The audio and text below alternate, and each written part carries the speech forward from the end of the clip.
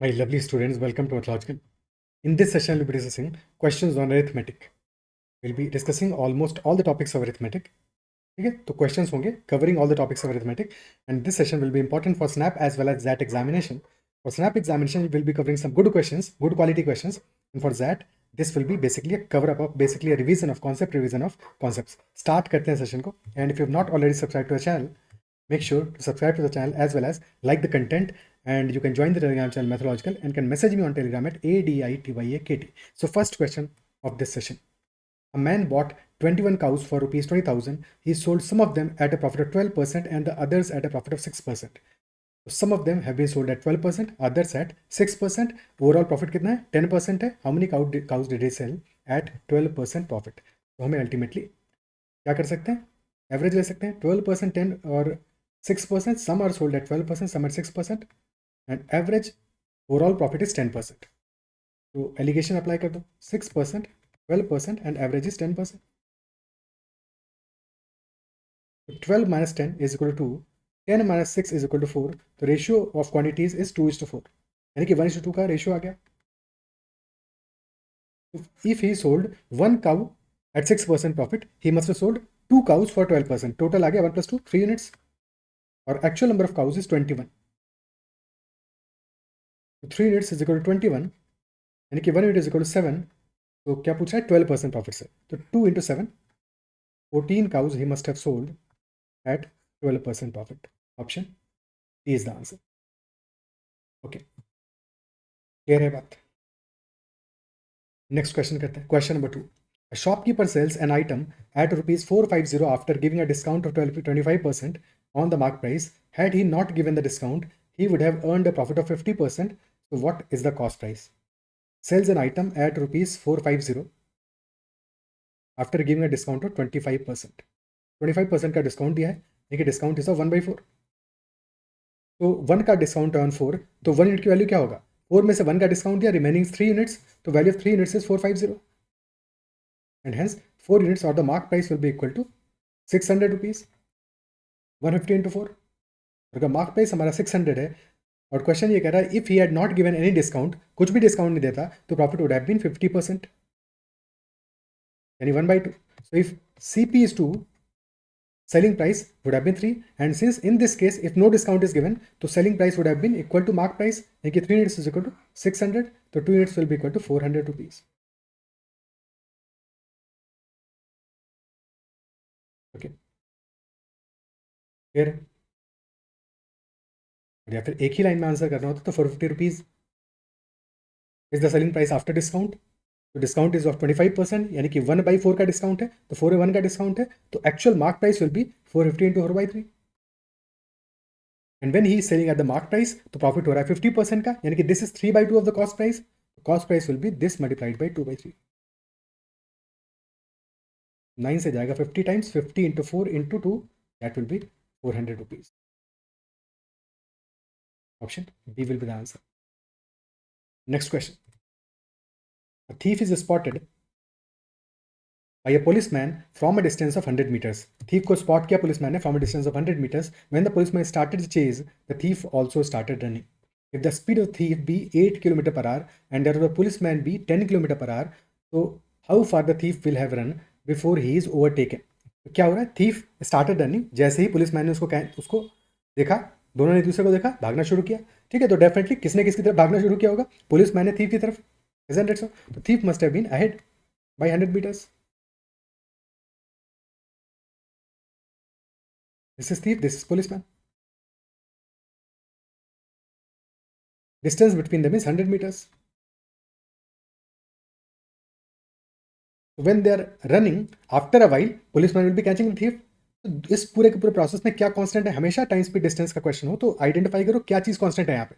Since they both started running at the same time, catching और the नैबिंग happens जब भी पकड़ेगा पुलिसमैन थीफ को, तो यानी कि स्टार्ट और एंड दोनों का सेम है, सेम टाइम पे दोनों ने स्टार्ट किया और एंड भी सेम टाइम पे होगा, तो टाइम इज सेम. अगर टाइम सेम है, टाइम कांस्टेंट है इन बोथ केसेस, तो speed will be proportional to distance. देखिए जो इनका स्पीड का रेशियो होगा वही सेम डिस्टेंस कवर्ड का भी रेशियो होगा.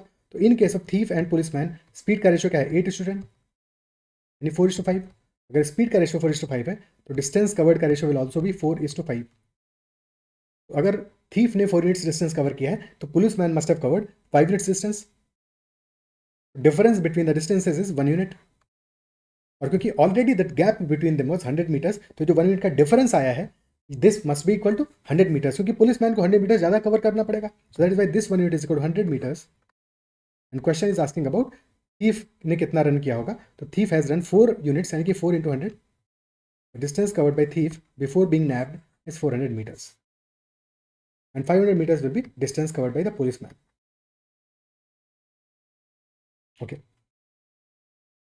अगर क्वेश्चन इंस्टेड टाइम के बारे में पूछता, कितने टाइम के बाद में नैप किया जाएगा, तो उस केस में हम क्या करते हैं, अगर टाइम पूछता तो distance between them is 100 metres. Relative speed क्या होगा, थीफ का स्पीड इज 8, पुलिसमैन का स्पीड इज 10, तो रिलेटिव स्पीड क्या होगा, सेम डायरेक्शन में दोनों मूव कर रहे हैं, तो 10 - 8, that is relative speed. Distance between them is 100, in metres kilometres में हो जाएगा 100/1000, यानी कि 0.1 किलोमीटर. तो 0.1/2 विच इज 1/20 आवर्स, यानी कि 1/20 इंटू 60, 3 मिनट्स में the policeman will be able to catch the thief.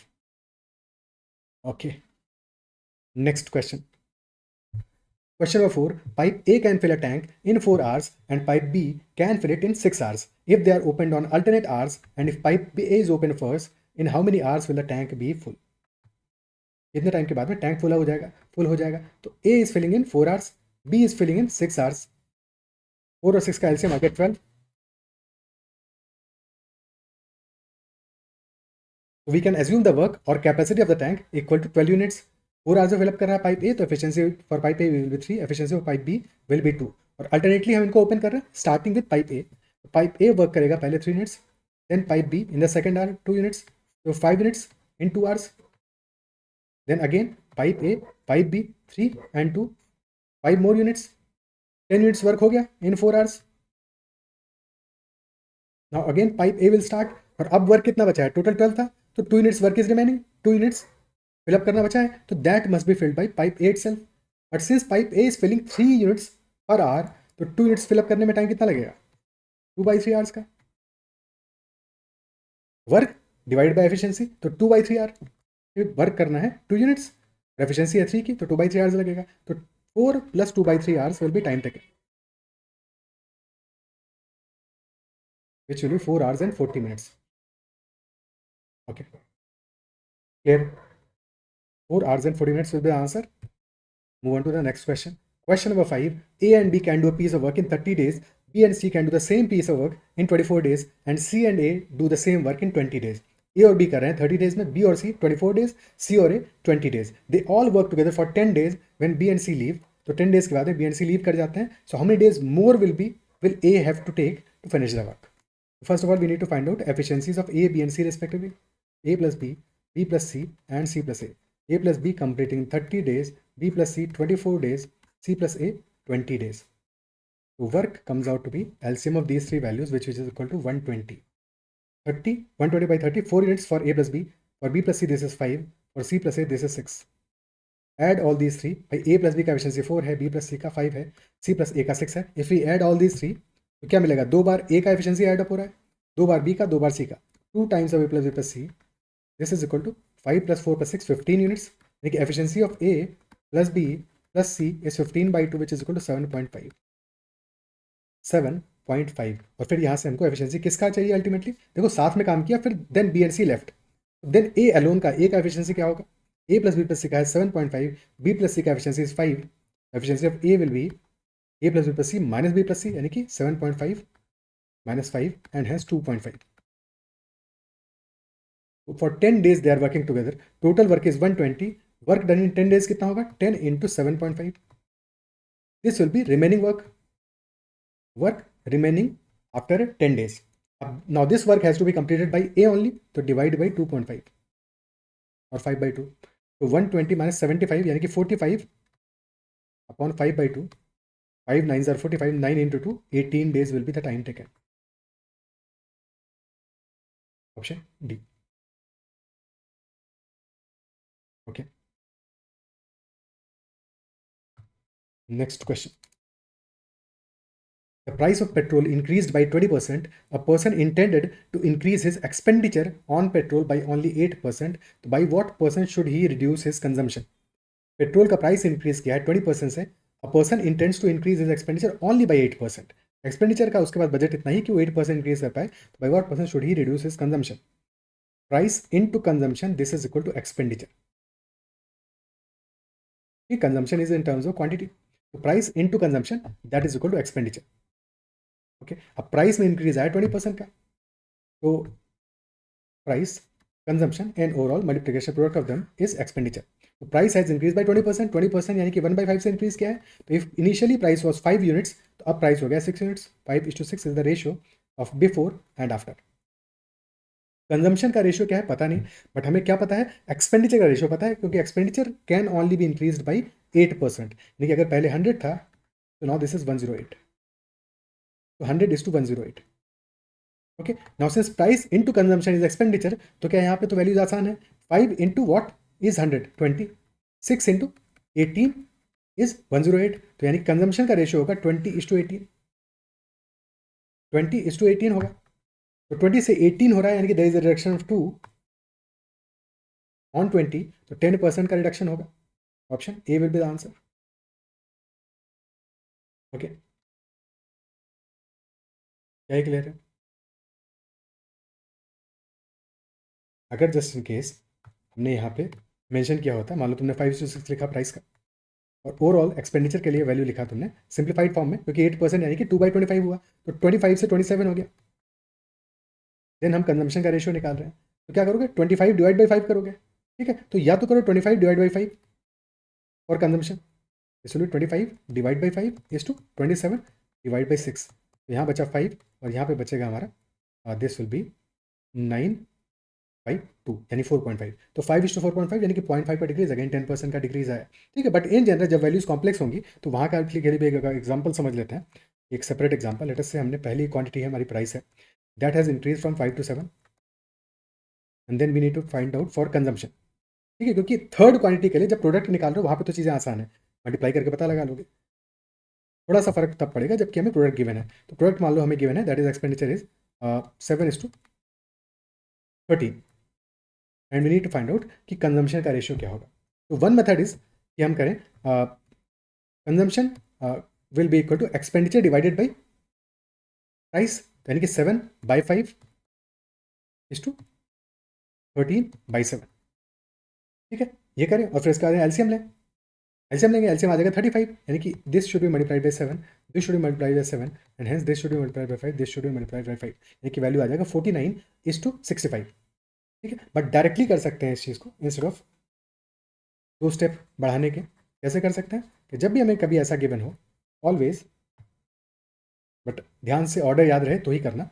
ठीक है, कि this must B multiplied by this, तो 7 × 7 value 49, right this on the side of expenditure का जो वैल्यू हमने मल्टीप्लाई किया, तो 7 × 7 49, and then cross multiply 13 and 5 and write it on the right hand side. 30 × 5 is 65, तो 49:65 विल बी अवर कंजम्पशन का ratio.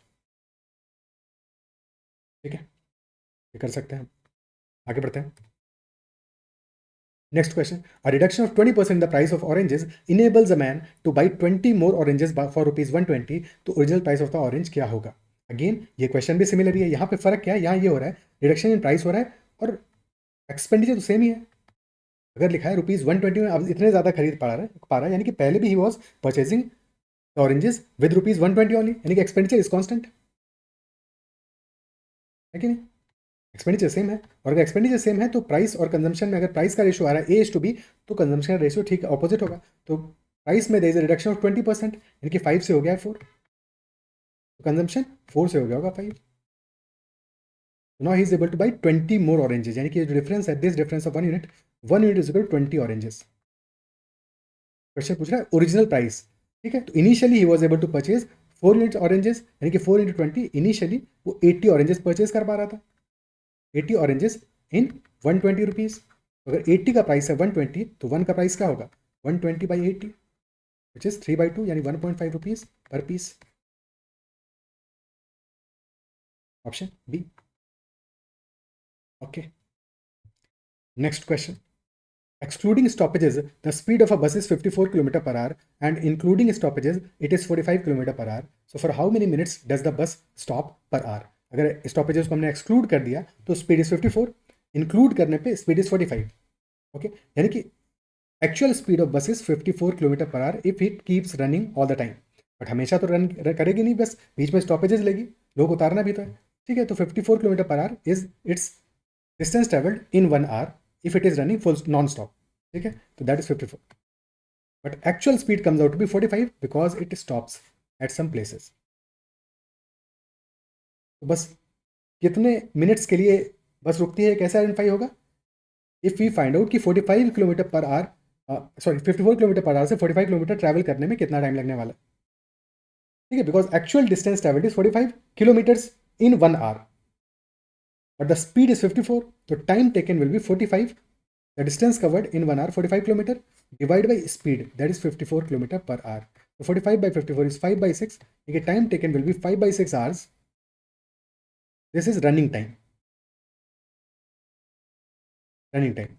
So remaining time will be stoppages, which is 1 by 6 hours. 1 minus 5 by 6, and 1 by 6 hours is the stoppages. So 1 by 6 into 60, then you get 10 minutes will be a stoppage per hour. Option B.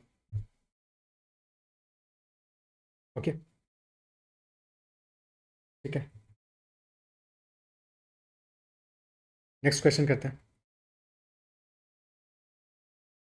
Due to a slump in the market, a company reduces its workforce by 37.5% and reduces the daily working hours by 20%. तो workforce को reduce करती है by 37.5% and daily working hours are reduce by 20%। तो by what percent is the total production decrease? Total production TP will be proportional to workforce number of workers and total production will also be proportional to daily working hours, ठीक है। तो दोनों का proportional होगा, यानी कि दोनों का product will be total production. Total production will be basically workforce multiplied by daily working hours multiplied by some constant में भी, ठीक है। तो उस कांस्टेंट से फर्क नहीं पड़ेगा क्योंकि हमें तो आंसर रेशियो में परसेंटेज में निकालना है। तो पहले वर्कफोर्स रिड्यूस हुआ है 37.5% से, यानी कि 3/8 से। Workforce if initially it was 8, now it is 5, क्योंकि रिडक्शन बाई है, रिडक्शन 2 नहीं है। 2 होता तो फिर 3 ही बचता। And daily working hours have been reduced by 20%, यानी कि डेली वर्किंग आवर्स अगर इनिशियली 5 थे तो नाउ दे आर ओनली 4। 5 से 5 कैंसिल आउट हो जाएगा और यहाँ पे 4 से 4 कैंसिल आउट होगा, 2 बचेगा, यानी 2:1 का रेशियो आ जाएगा टोटल प्रोडक्शन में। 2:1, यानी कि initially if it was 2, now this is just 1, तो there is a decrease of 1 which is equal to 50%, क्योंकि बेस 2 है हमारा, तो 1/2 यानी कि 50% का डिक्रीज आया है। Option A will be the answer. Okay, ठीक है। Next question, the difference between CI and SI on a certain sum at 10% per annum for 3 years is rupees 620. So what will be the value of sum? 10% per annum CI and SI for 3 years. तो 10% तो बहुत ही common value है, क्योंकि 10% हमें पता है simple interest क्या होगा। 3 years का सिंपल इंटरेस्ट होगा 10 into 3 30%, एंड कंपाउंड इंटरेस्ट क्या होगा? That will B 33.1%। 3 years का होगा 33.1%, 2 years का होता है 21%, और अगर 4 years का कंपाउंड इंटरेस्ट निकालेंगे दैट विल बी 46.41%। ओके, 33.1% का डिफरेंस कितना आ जाएगा हमारा? Difference will be 3.1% of principal, that value is given as rupees 620। 3.1 P by 100 this is equal to 620। Decimal हटाया, एक जीरो और आ गया, 31 से जाएगा 200 टाइम्स, तो P will be equal to 200 into 100, 20,000 rupees. Isn't it so? Option आ जाएगा, answer आ जाएगा 20,000 रुपीज, ऑप्शन बी। बट ये तो वैल्यू सिंपल थी। अब वो मेथड भी देख लेते हैं जो कि सारी वैल्यूज पे अप्लाई हो, ठीक है। सारी वैल्यूज पे अप्लाई हो, 10% हो 12% हो, जो भी वैल्यू गिवन हो। तो 10% के लिए तो ये तरीका आसान है, ठीक है। बट सेकंड मेथड देखते हैं जहाँ पे कि किसी वैल्यू पे अप्लाई हो, यहाँ की हम वैल्यू एज्यूम करके अपने क्वेश्चन में आगे प्रोसीड कर सके। तो 10% को फ्रैक्शन में कन्वर्ट करो, फ्रैक्शन में दिस इज 1/10। अब हमें चाहिए 3 टाइम पीरियड्स की हम बात कर रहे हैं, ठीक है। 3 टाइम पीरियड्स की बात कर रहे हैं, तो अपना क्योंकि हमें बार बार 10 से डिवाइड करना पड़ेगा, इंटरेस्ट निकालना पड़ेगा, तो पहले जो हम वैल्यू लेंगे प्रिंसिपल अपना मानेंगे 10 क्यूब, ठीक है। 10 क्यूब मानेंगे। अगर 1/x होता तो प्रिंसिपल मानते x3।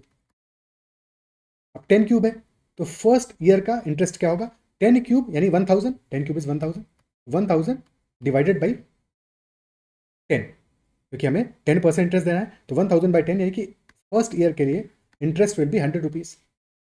Interest will be 100 rupees. Second year में क्या होगा? प्रिंसिपल पे interest will be 100 rupees only, year 1, year 2। तो ईयर 2 पे प्रिंसिपल पे interest will be 100 rupees only, but this 100 rupees interest from the first year, इस पर भी तो इंटरेस्ट मिलेगा, तो इसका भी 10% है, 100 into 1/10, that will be 10 rupees. Now in third year, interest on principal will be again 100 rupees only. But all these values, ये जो एक्यूमुलेट हुए इंटरेस्ट, ये भी तो इंटरेस्ट देंगे. तो 100 plus 100, this 200 will give us 200/10, यानी कि 20 rupees interest, and 10/10 1 rupee interest. ये जो फर्स्ट कॉलम है, this first column is basically simple interest only, because that is interest on principal. और आगे का जो वैल्यू है, क्योंकि टोटल वैल्यू ओवरऑल हमारा कंपाउंड इंटरेस्ट है, तो these other columns only, these are difference between C I and S I. कितना डिफरेंस आया? 20 प्लस 10 प्लस 1 31. 31 की वैल्यू हमारी होगी इक्वल टू 620, यानी कि 1 यूनिट इज इक्वल टू 20. और अगर 1 यूनिट हमारा 20 के बराबर है, तो एक्चुअल वैल्यू होगा 1000 इंटू 20, यानी 20,000 rupees. Okay, option B answer हो जाएगा. Next question. A man leaves his home and walks at a speed of 12 km per hour, reaching the railway station 10 minutes after the train has departed.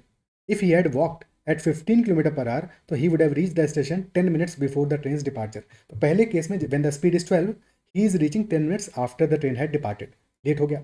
Second case में 15 km per hour अगर speed होता है, speed increase करता है, तो he would have reached the station 10 minutes before the train's departure. तो distance from his home to the railway station क्या होगा?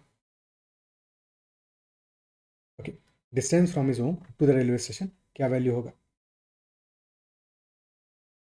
तो इस केस में क्या गिवन है? दोनों टाइम के बीच का डिफरेंस क्या आ रहा है हमारा?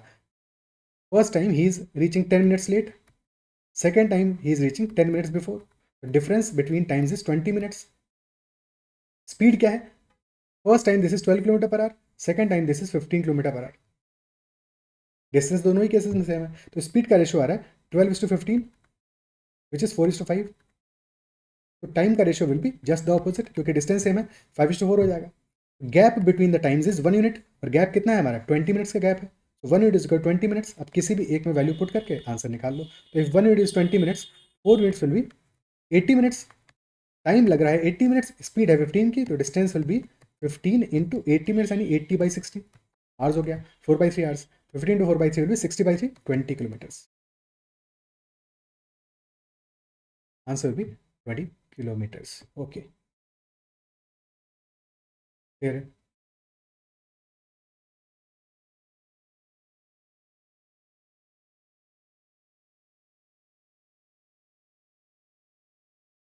आगे बढ़े.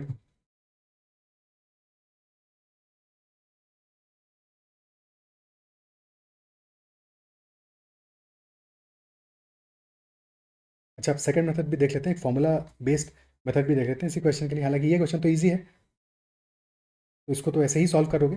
बट अदरवाइज, जहाँ पे कि कई बार क्वेश्चंस में वैल्यूज गिवन नहीं होती हैं, ये गिवन होता है कि ऐसा होगा ऐसा होगा. कि for example, if he increases speed by this much kilometre per hour, then he reaches 10 minutes after. ठीक है, so in both these cases यहाँ पे फॉर्मूला क्या अप्लाई कर सकते हैं? Distance will be equal to S1 into S2 multiplied by difference between the speeds, that is delta S, multiplied by difference between the times, that is delta T. तो ये method यहाँ पे apply करने की कोशिश करते हैं. S1 into S2 multiplied by delta S, sorry divide by delta S multiplied by delta T. Okay, तो क्या वैल्यू आएगा? S1 हमारा 12 है, S2 है 15, और difference between speeds is 3 kilometre per our, multiplied by time का डिफरेंस है 20 minutes. तो आवर्स में कन्वर्ट करोगे 20/60, यानी कि दिस विल बी 1/3. तो 12 यहाँ से बचा 4 इन 15, 60/3, आंसर आ जाएगा 20 किलोमीटर. ठीक है, क्लियर है बात? Okay,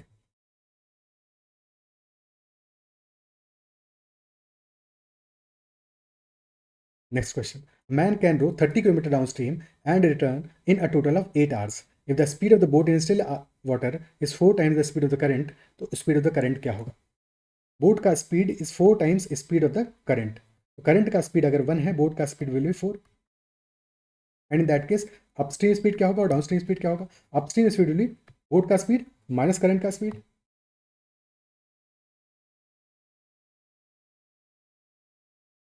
that will B 4 - 1 3 minutes. And downstream will be boat का स्पीड प्लस करंट का स्पीड, तो 4 + 1 5 मिनट्स. ठीक है, बोट का और करंट का और अपस्ट्रीम और डाउनस्ट्रीम रेशियोज मिल गए हमको. फिर क्वेश्चन कह रहा है speed of the boat in still water is 4 times. ठीक है, speed of the current. A man can row 30 kilometre downstream and return in a total of 8 hours. अगर वो 30 किलोमीटर डाउन स्ट्रीम जा रहा है और 30 किलोमीटर से लौट के आ रहा है, तब टाइम लग रहा है उसको 8 आवर्स का। तो यानी कि down stream and upstream distance covered is same.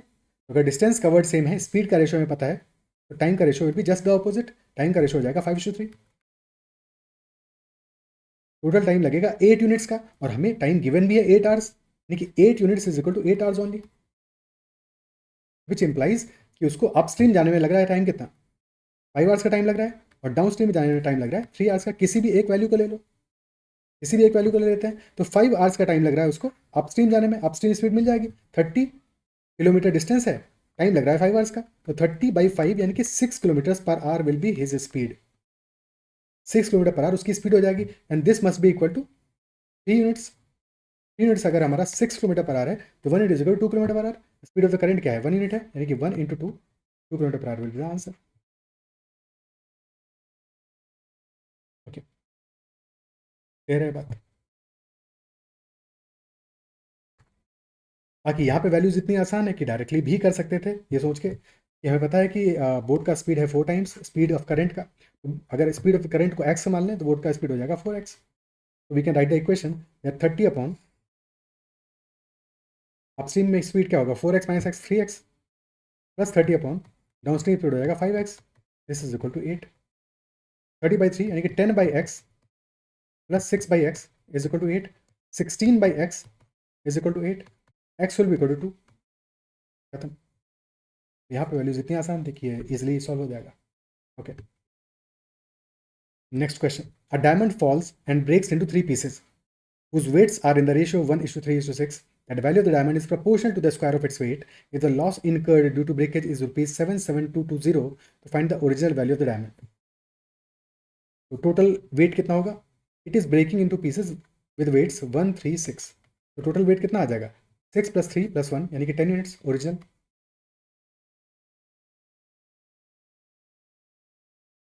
And then value is proportional to square of the weight, यानी कि value will be proportional to 10 का स्क्वायर यानी कि some constant k into 100। Similarly break होने के बाद में वैल्यू क्या होगा, 1 स्क्वायर, तो k इंटू 1, k इंटू 1, ठीक है, 1k लिख देते हैं, k ही लिख देते हैं। और वैल्यू 3 यूनिट वाला वेट वाला पीस 3 स्क्वायर इंटू k यानी 9k, and value for this will B 36k। तो total value will B 36 + 9 + 1, 36 + 10 46k। ठीक है, k तुम्हें समझाने के लिए लिखा, वरना सिर्फ 46 काफ़ी है। सिमिलरली यहाँ पे वैल्यू इज 100k, तो 46 और 100 के बीच का difference is 54k। That difference is equal to 77220। That difference is equal to the loss. 9 से जा रहा है, 6 बचा, यहाँ पे बचेगा 9 8 72, फिर बचा 9 5 45 72, 9 8 5 80, 6 से भी कैंसिल होगा, 14 1430, यानी कि 1 इज इक्वल टू 1430। और क्वेश्चन पूछ रहा है ओरिजिनल वैल्यू, यानी 100 यूनिट्स की वैल्यू पूछ रहा है, तो 1430 इंटू 100 आंसर आ जाएगा 1,43,000। ओके, क्लियर है। नेक्स्ट क्वेश्चन करते हैं, question number 14। A, B and C enter into a partnership. A invests 3 times as much as B invests, and B invests 2/3 of what C invests. A, B and C. A का investment 3 times of B and B का investment is 2/3 of what C invest. तो 3 अगर invest करता है 3 units, B invest करेगा 2/3 यानी कि 2 units, and A का इन्वेस्टमेंट 3 टाइम्स ऑफ B है, यानी कि A का investment will be 6 units. 6:2:3, total investment will be 11 units, 6 + 2 + 3। और eight the end of the profit earned is ₹1300, तो B का शेयर क्या होगा, B का शेयर विल बी 2/11 इंटू 13,200। 11 से जाएगा 1200 into 2, 2400 will be the answer, option. Okay,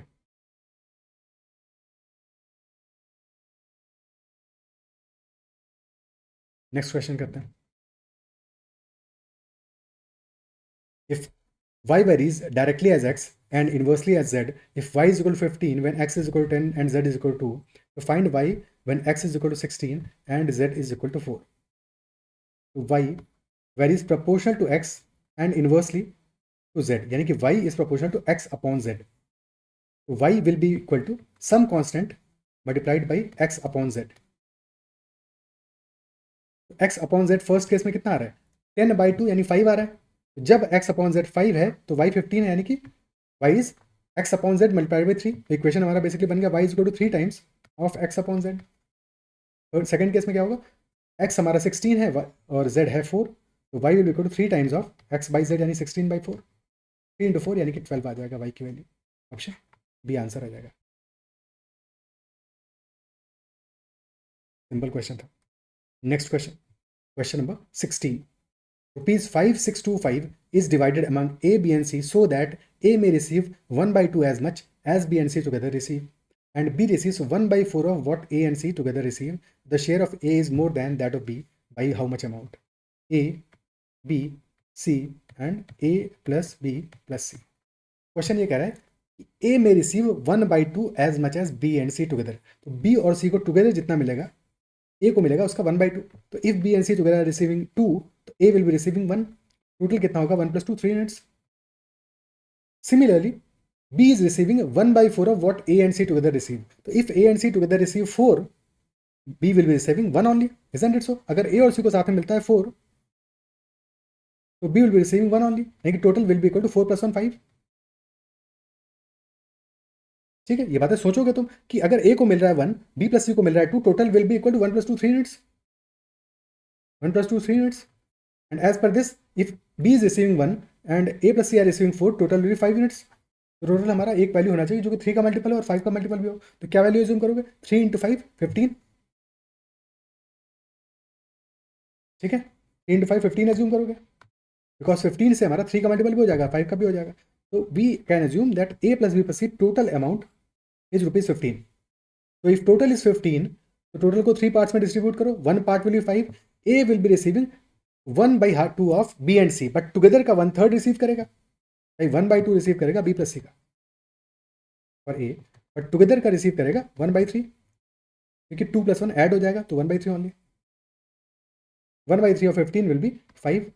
similarly B is receiving 1/4 of A plus C, but total का 1/5 receive करेगा। Total का 1/5 विल बी 3 यूनिट्स और C को बचा हुआ मिलेगा। तो 5 + 3 इज 8, 15 - 8 इज 7, तो C को मिलेगा 7 यूनिट्स। क्वेश्चन ने क्या पूछा? Share of A is more than that of B by what amount. तो A और B के शेयर का डिफरेंस है हमारा 2 यूनिट्स का। टोटल अमाउंट है 15, तो डिफरेंस विल बी 2/15 इंटू 5 6 2 5।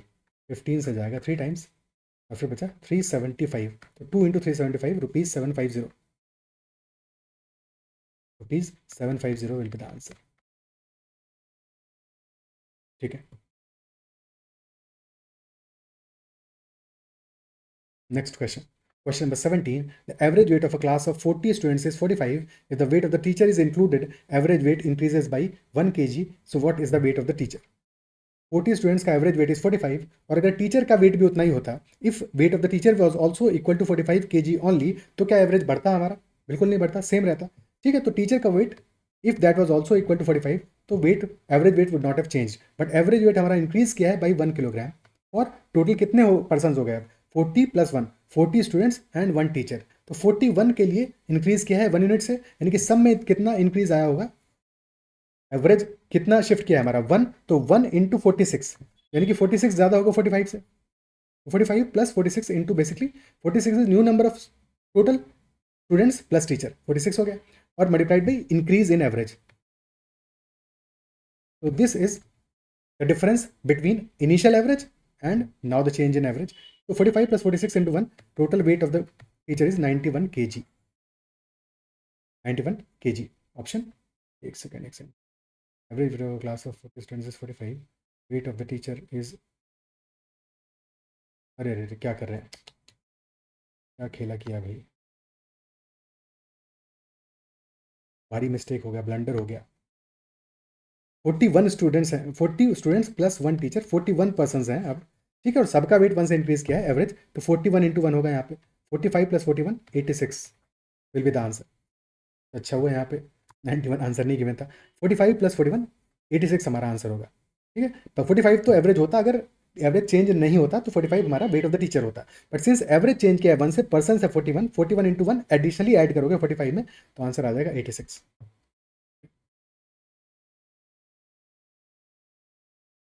ठीक है, अदरवाइज इक्वेशन बनाते हैं तो लिखते हैं 40 into 45 plus weight of the teacher and that will be equal to 41 into 46। अब बजाय मल्टीप्लाई करने के इसको भी हम सिंप्लीफाई करते, 46 को 45 में कन्वर्ट करते, तो 41 इंटू 45 प्लस 46 लिखते, ताकि चीज़ें कैंसिल आउट हो सकें। और इसको कैंसिल करोगे, रिमेनिंग बचेगा यहाँ 45, और 45 plus 46 will be 91। Okay, next question. A vessel contains 60 liters of milk. 12 liters of milk is taken out and replaced by water. This process is repeated 2 more times. So what is the amount of milk left in the vessel? 12 liters of milk is taken out and replaced by water. 6 liters of milk initially था, कितना take out किया हमने? 1/5, 20% या 1/5? अब now if the 1/5 the milk is taken out, तो milk की quantity पे क्या फर्क पड़ेगा? इनिशियली प्योर मिल्क था, तो initially milk by total was initially 1 unit, क्योंकि प्योर मिल्क था। फाइनली मिल्क बाई टोटल क्या होगा? Finally milk by total will be equal to initial concentration of milk in the solution multiplied by replacement factor.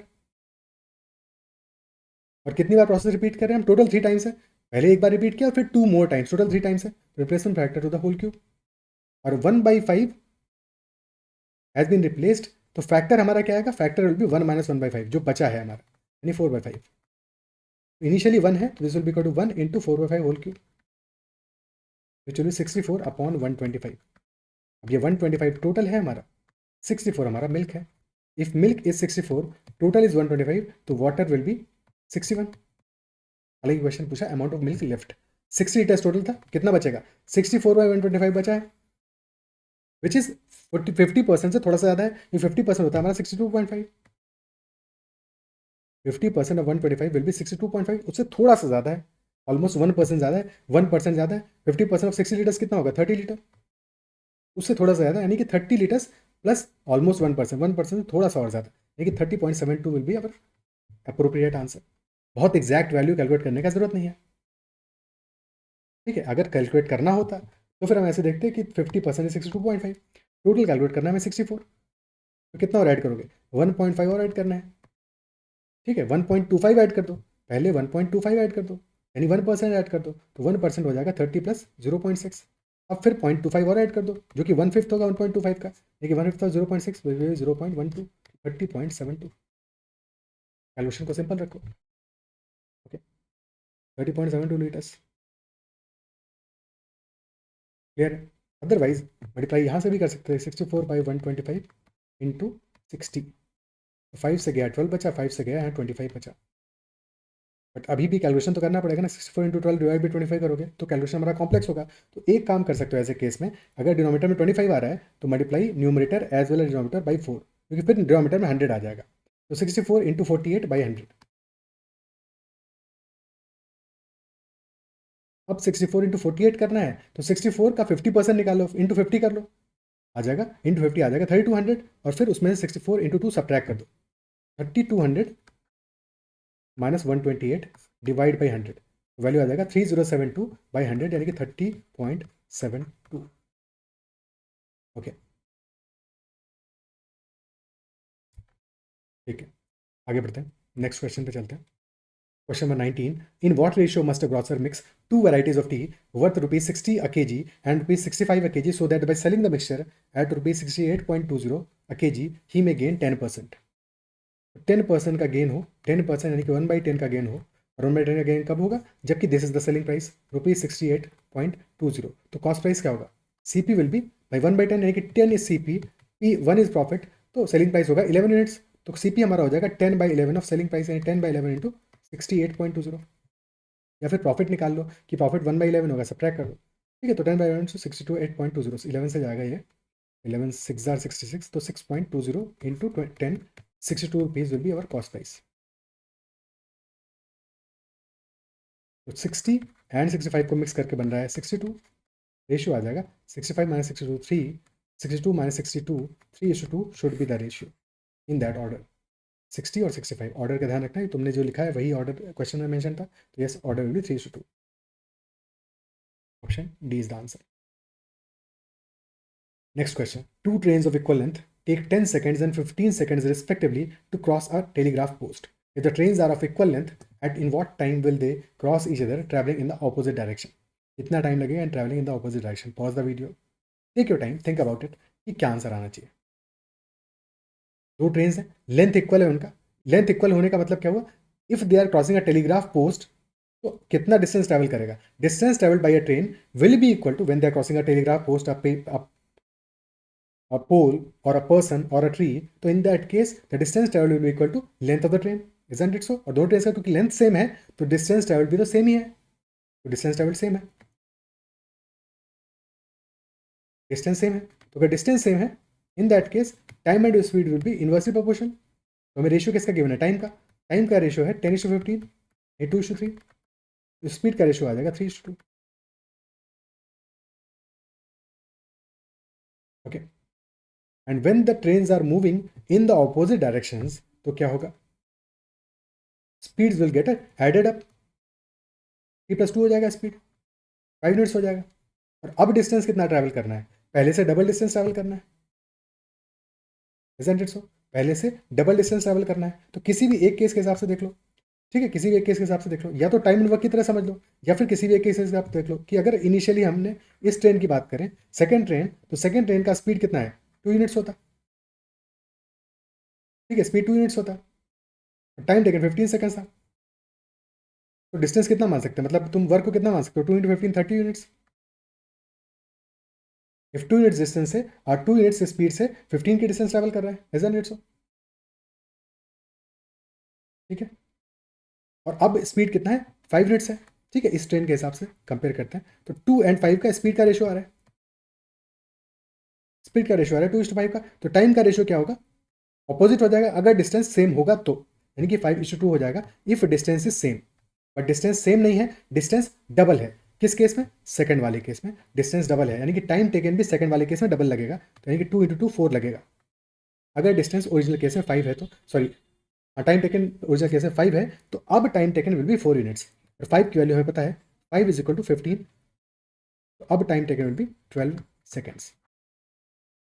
पहले लग रहा था 15 का, अब time taken will B 12 seconds. Okay, या फिर ऐसे सोचते हैं कि टाइम एंड वर्क की तरह से सोचो, 30 हमने मान लिया डिस्टेंस अपना, तो पहले 2 की स्पीड से टाइम लग रहा था 15 सेकेंड्स का, अब डिस्टेंस हमारी डबल हो गई है, 60 हो गई है, 60/5 यानी कि 12 सेकेंड्स का टाइम लगेगा। आई अप्रिशिएट कर पा रहे हो, समझ पा रहे हो, ठीक है। So this will be the answer, and make sure to like this session as well, अगर सेशन पसंद आ रहा है तो, और अपना फीडबैक भी जरूर कमेंट में शेयर करना। अगला क्वेश्चन करते हैं, question number 21। There are two alloys of gold and copper. In the first alloy, there is 2 times as much gold as copper. Second alloy में 5 times as much gold as copper. So in what ratio should they be mixed to get a new alloy with 3 times as much gold as copper? तो 3 alloys हैं, 2 alloys हैं जिनको mix करके third बना रहे हैं। तो इन the first alloy, alloy 1, gold is 2 times as much of copper, तो 2:1 का रेशियो है। alloy 2 में gold is 5 times as much of copper, यानी 5:1 का रेशियो है। And both are being mixed and made into another alloy that, जिसमें कि हमारा कितना है, 3 times as much gold as copper है, 3 times as much gold as copper। तो क्वेश्चन ये पूछा है कि in what ratio should they be mixed. Okay, तो एलिगेशन अप्लाई करके सॉल्व कर सकते हैं इसको।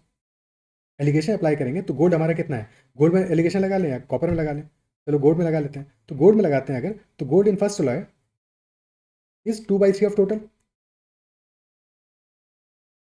And gold in second alloy is 5/6 of total, and overall average क्या आ रहा है हमारा, 3:1 है, 3 is gold and 1 is copper, यानी कि ओवरऑल एवरेज आ रहा है 3/4 का। Gold is 3 if total is 4। अब क्योंकि हमारी डिनोमिनेटर में वैल्यूज आ रही हैं 3, 6 एंड 4, तो सारी वैल्यूज को मल्टीप्लाई कर दो इनके एलसीएम से, LCM of 3, 6 and 4 will B 12, तो दैट सारी वैल्यूज इंटीजर में आ जाए, तब हमें रेशियो मिल पाएगा। तो 12 × 2/3 will be equal to 8, this will be 10, and here it will be 9। 8 और 10 का एवरेज आ रहा है 9, यानी 1:1 आ रहा है, 9 - 8 इज 1 और 10 - 9 इज 1, यानी कि both should be mixed in equal ratio, 1:1 only, option C will be the answer. Okay, और अगर अदरवाइज सॉल्व करना था हमें इक्वेशन बना के, तब ऐसे करते कि सबसे पहले वी नो कि एलॉय 1 में 2:1 का रेशियो है बिटवीन गोल्ड एंड कॉपर, तो गोल्ड और कॉपर मिला के 2 + 1 इज 3 यूनिट्स, एलॉय 2 में 5:1 यानी कि टोटल आ गया 6 यूनिट्स। अब सबसे पहले दोनों को इक्वल करोगे, ठीक है, क्योंकि पहली वाली यूनिट्स हमारे एक तरह से समझो कि 3 kg में से 2 kg गोल्ड है और 1 kg कॉपर है। सेकंड एलॉय में 6 kg में से 5 kg गोल्ड है और 1 kg कॉपर है। बट पहला एलॉय हमने 3 kg लिया है, दूसरा 6 kg लिया है, तो इनको अभी कंपेयर नहीं कर सकते जब तक दोनों की क्वांटिटी को इक्वल नहीं करेंगे। सबसे पहले क्वांटिटी इक्वल करेंगे, that is why we will multiplying the first one with 2। तो अब दोनों बराबर हो गए, और अगर मल्टीप्लाई किया है इसको 2 से तो यहाँ भी 2 से मल्टीप्लाई करोगे और यहाँ भी करोगे 2 से मल्टीप्लाई। अब इसके बाद में हमें देखना है कि मान लिया कि फर्स्ट अलॉय हमने लिया है ए क्वांटिटी और सेकंड अलॉय हमने लिया है बी क्वांटिटी, और एज अ रिजल्ट कितना है हमारा, एज अ रिजल्ट 3:1 का रेशियो आ रहा है।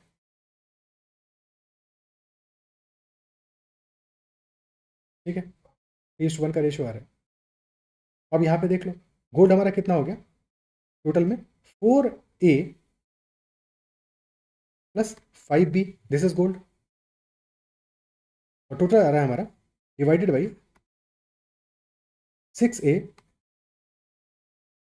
Plus 6B, and this is equal to 3/4। अब यहाँ से ए और बी की वैल्यूज निकल आएंगे, यानी रेशियो निकल आएगा अपना। ठीक है, तो 6 तो वैसे ही कट रहा है यहाँ पे, चलो मल्टीप्लाई कर देते हैं, तो this will be 16A plus 20B, बट थोड़ा सा देख रहे होगे कि this method is much easier. तो 18A प्लस 18B, यानी कि 2A is equal to 2B and hence A is equal to B, 1:1 का रेशियो आ गया। Okay, next question, question number 22. A batsman has an average of 30 runs in his 42 innings. The difference between his maximum and minimum score is 100. If these two innings are removed, his average for 40 innings comes down to 28. So what is his maximum score? 30, background से कुत्तों के भौंकने की आवाज आ रही होगी। ठीक है, a batsman has an average of 30 run in 42 innings, 30 into 42, this is his total number of runs. But if is maximum and minimum innings are removed, तो बचे हुए 28 इनिंग्स का एवरेज आ रहा है, सॉरी बची हुई 40 इनिंग्स का एवरेज आ रहा है 28। तो सम क्या होगा बची हुई इनिंग्स का, 40 into 28, but this will be equal to this, जबकि हम मैक्सिमम मिनिमम को भी ऐड करें, और हमें रेंज गिवन है, difference between maximum minimum is 100। तो if minimum score is x, maximum will be x plus 100. Sum of them will be x plus x plus 100. Okay, अब 42 को ब्रेक कर लो ताकि कैलकुलेशन आसान हो जाए अपनी। तो 42 को कर लोगे 40 प्लस 2 में, 30 into 40 plus 30 into 2, that is equal to 40 into 28 plus 2x plus 100। तो 40 इंटू 28 को राइट लेफ्ट हैंड साइड में लेके जाके सब्ट्रैक्ट कर दो, तो बचा हमारा 40 इंटू 2 यानी 80 plus 60 which is 140, that is 2x plus 100। तो यहाँ से x इक्वल टू 20 आ गया। तो हमें चाहिए maximum score which will be 120, option B answer हो जाएगा। ओके,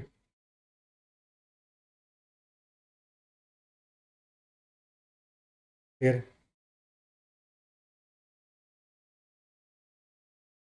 आगे बढ़ते हैं।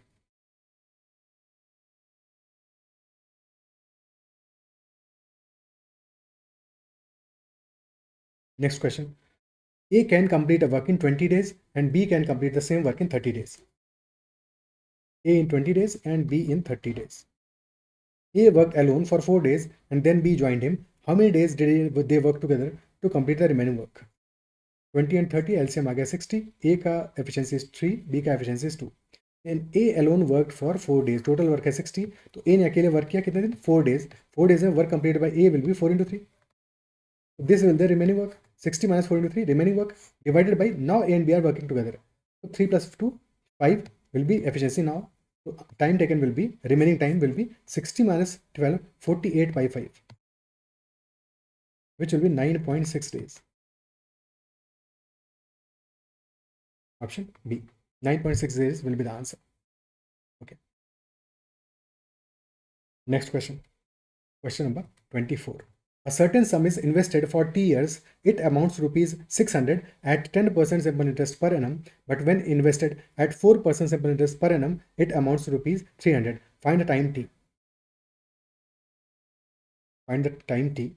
So certain sum is invested for T years. So in T years में this amounts to implies compound बोल रहा हूँ, amounts to implies total amount which includes principal as well as simple interest. total amount becomes rupees 600 at 10% simple interest per annum. But when the interest is 4% simple interest per annum, so it amounts to rupees 300 only. So find time t का value क्या होगा.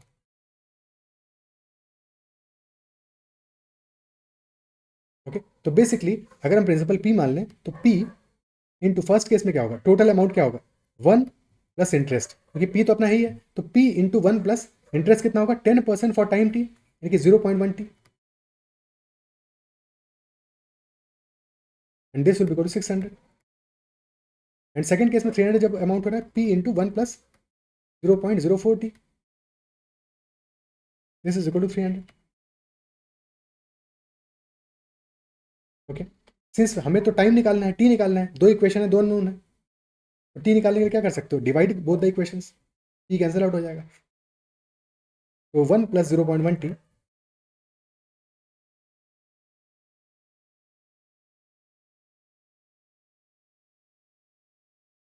क्या gang war हो रही है, 1 plus 0.04 t this is equal to 2. So 1 plus 0.1 t this is equal to 2 plus 0.08 t, and hence 0.02 t becomes equal to 1 and t becomes equal to 0.02 is 1 by 50. So t by 50 is 1, t will be equal to 50 years. Option C will be the answer. t हमारा आ जाएगा equal to 50 years. Okay,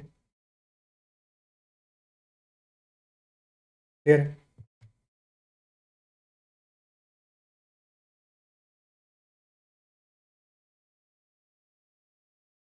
okay, अब एक और perspective से देखते हैं इसी चीज़ को. तो दोनों केसेस में क्या हो रहा है, फर्स्ट केस में इंटरेस्ट इज 10%, ठीक है, और क्योंकि सिंपल इंटरेस्ट है 10% है, अमाउंट हो जा रहा है 600. सेकेंड केस में इंटरेस्ट इज 4% और अमाउंट हो जा रहा है 300. तो this 300 is basically principal plus simple interest at the rate of 4%. Second case में अमाउंट हो जा रहा है 600. टाइम पीरियड तो दोनों ही केसेस में सेम है, तो कंपेयर कर सकते हैं इस तरह से. सेकंड केस में this is principal plus simple interest at the rate of 10%. तो जो डिफरेंस आ रहा है हमारा 300 और 600 में, difference of 300 rupees, this is not because of principal, क्योंकि प्रिंसिपल तो सेम है. This is because of simple interest at the rate of कितना, 10 माइनस 4 6%, यही तो एक्स्ट्रा है. Simple interest at the rate of 6% for T years is equal to 300 rupees. और अगर ये बात समझ गए तो हमें अल्टीमेटली सिंपल इंटरेस्ट 4% ही मिल जाएगा. अगर 6% पे 300 आ रहा है तो simple interest at the rate 2% कितना होगा, 1/3 होगा, यानी 100 रुपीज होगा. तो बेसिकली 4% पे क्या होगा, that will B 2/3 of this value. तो 2/3 इंटू 300 यानी that will B 200 rupees. 200 rupees होगा. अगर 200 रुपीज हमारा सिंपल इंटरेस्ट हुआ तो प्रिंसिपल यहाँ से आ जाएगा 300 minus 200. 100 rupees is principal. This is our principal. So if principal is 100 rupees, the total simple interest becomes out to be 300 वाले केस में this will be 200 rupees. और 100 rupees का simple interest per year will be 4% यानी कि 4 rupees. एक year का interest है 4 rupees, total simple interest है 200. 200 by 4 will be equal to time period यानी कि 50 ईयर्स. ओके, 50 ईयर्स आंसर आ जाएगा हमारा. क्लियर है बात. Next question, question number 25. An article is sold at a profit of 20%. If both the cost price and the selling price are reduced by rupees 100, the profit would be 4% more. तो find the cost price. एक article है जिसको cell किया हमने at a profit of 20%. If both the cost price and selling price are reduced by rupees 100, तो profit would be 4% more. तो initially क्या है, कॉस्ट प्राइस अपना C मान लेते हैं, सेलिंग प्राइस क्या है हमारा 20% का प्रॉफिट है, तो selling price will be 1.2C.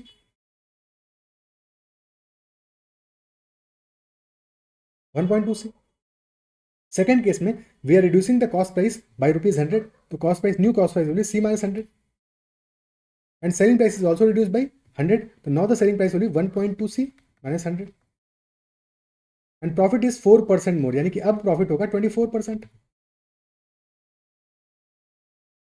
ठीक है, 24% प्रॉफिट होगा. प्रॉफिट हमारा कितना होगा, डिफरेंस तो सेम ही रहेगा ना, पहले भी जितना था अभी भी उतना ही रहेगा. तो अब डिफरेंस कितना है, डिफरेंस इज 0.2C. तो बेसिकली 0.2C कितना है, अब प्रॉफिट है हमारा 24%, तो 0.2C इज द डिफरेंस. अब भी divided by C minus 100 multiplied by 100, this is equal to 24, क्योंकि 24% आ रहा है। सॉल्व कर लो अब इसको यहाँ से, ठीक है। तो 0.2 into 100 becomes equal to 20। C upon C minus 100 is equal 24 by 20, यानी कि 6 अपॉन 5, क्रॉस मल्टीप्लाई, तो 5C becomes equal to 6C minus 600,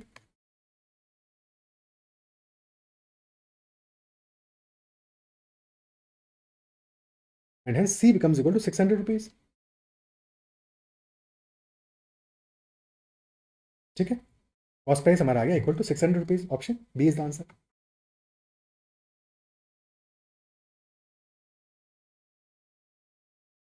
okay, clear है। अब थोड़ा सा इस बात को भी सिंपल करने की कोशिश करते हैं, क्योंकि यहाँ पे देखो क्या चीज़ हमें कांस्टेंट दिख रहा है। अगर कहीं पे भी कुछ चीज़ें हमें कॉमन दिख रही हैं, जैसे यहाँ पे क्या कॉमन है, we have reduced both cost price as well as selling price by ₹100, है कि नहीं। तो हमारा जो difference of cost price and selling price है वो दोनों केसेस में सेम है, पहले भी जितना था अब भी उतना ही है। अगर दोनों वैल्यूज डिफरेंट अमाउंट से चेंज होता तो बात अलग हो जाती, but since the difference is same, यानी कि प्रॉफिट का जो एब्सोल्यूट वैल्यू है that is constant, absolute value profit is constant. पहले this was 20% of the cost price, but since now the cost price is reduced by 100, तो now this is 24% of the new cost price.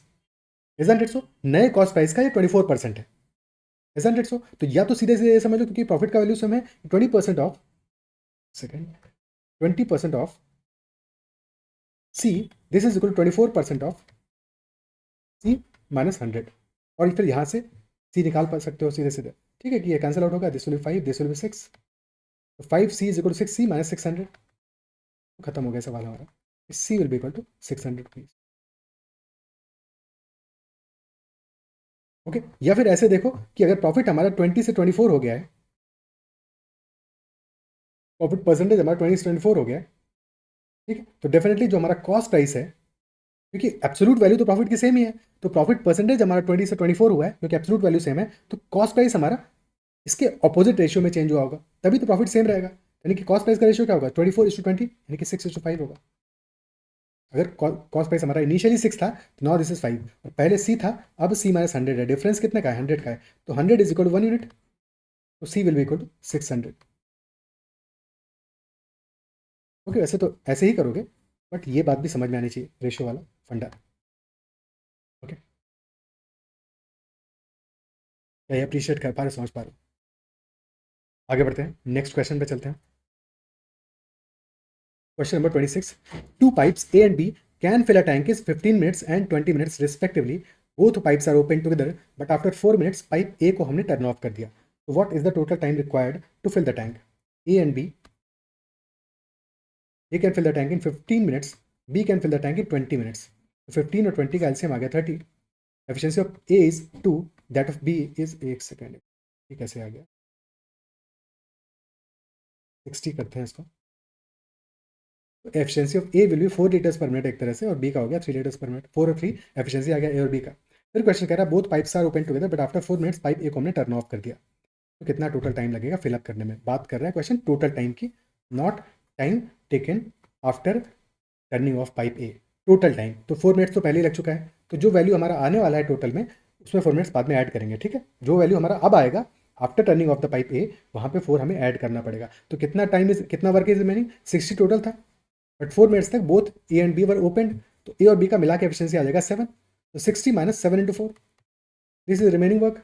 Now pipe A is turned of, तो अकेला B काम करेगा, तो this divide by 3, तो time taken will B 60 minus 28 divided by 3, यानी कि 32/3, तो 10 एंड 2/3 मिनट्स का टाइम एडिशनल लगेगा, और पहले ही 4 मिनट्स लग चुका है, तो total time will B 4 plus 10 and 2/3, यानी कि 14 एंड 2/3, 2/3 यानी कि 40 सेकेंड्स, तो 14 minute and 40 seconds. Option D will be the answer. Okay. 14 minutes 40 seconds will be our answer in this case. Next question. Question number 27. A is thrice as efficient as B is and therefore able to finish a piece of work 60 days less than B. To find the time in which they can do it working together. तो A is thrice as efficient. B का efficiency अगर 1 है तो A का 3 है. And they are able to finish a piece of work in 60 days. Sorry. A is able to finish a work in 60 days less than B. तो A को B से 60 days कम लग रहे हैं टाइम. एफिशिएंसी का ratio है 3:1 का. Work अगर सेम है तो टाइम का रेशियो होगा जस्ट अपोजिट 1:3 का. तो difference between this time values is 2 units और 2 यूनिट्स की वैल्यू होगी 60 डेज क्योंकि 60 डेज ए को कम लग रहा है.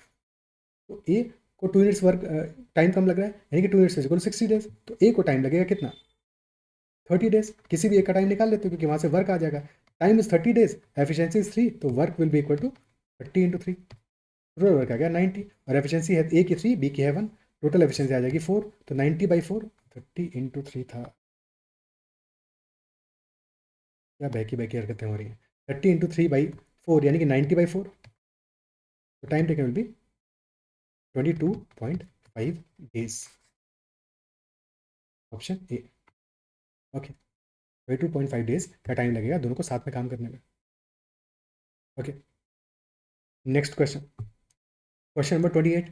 A milkman claims to sell milk at its cost price only, but he makes a profit of 20% since he has mixed some amount of water in the milk. So what is the percentage of milk in the mixture? अब देखो जब भी कभी ऐसा question है, क्योंकि ये question बिल्कुल सिंपल क्वेश्चन है, स्ट्रेट फॉरवर्ड क्वेश्चन है. अगर मिल्क को कॉस्ट प्राइस से सेल कर रहा है और अगर कोई भी चीटिंग वो नहीं कर रहा है, so in that case profit percentage will be equal to 0.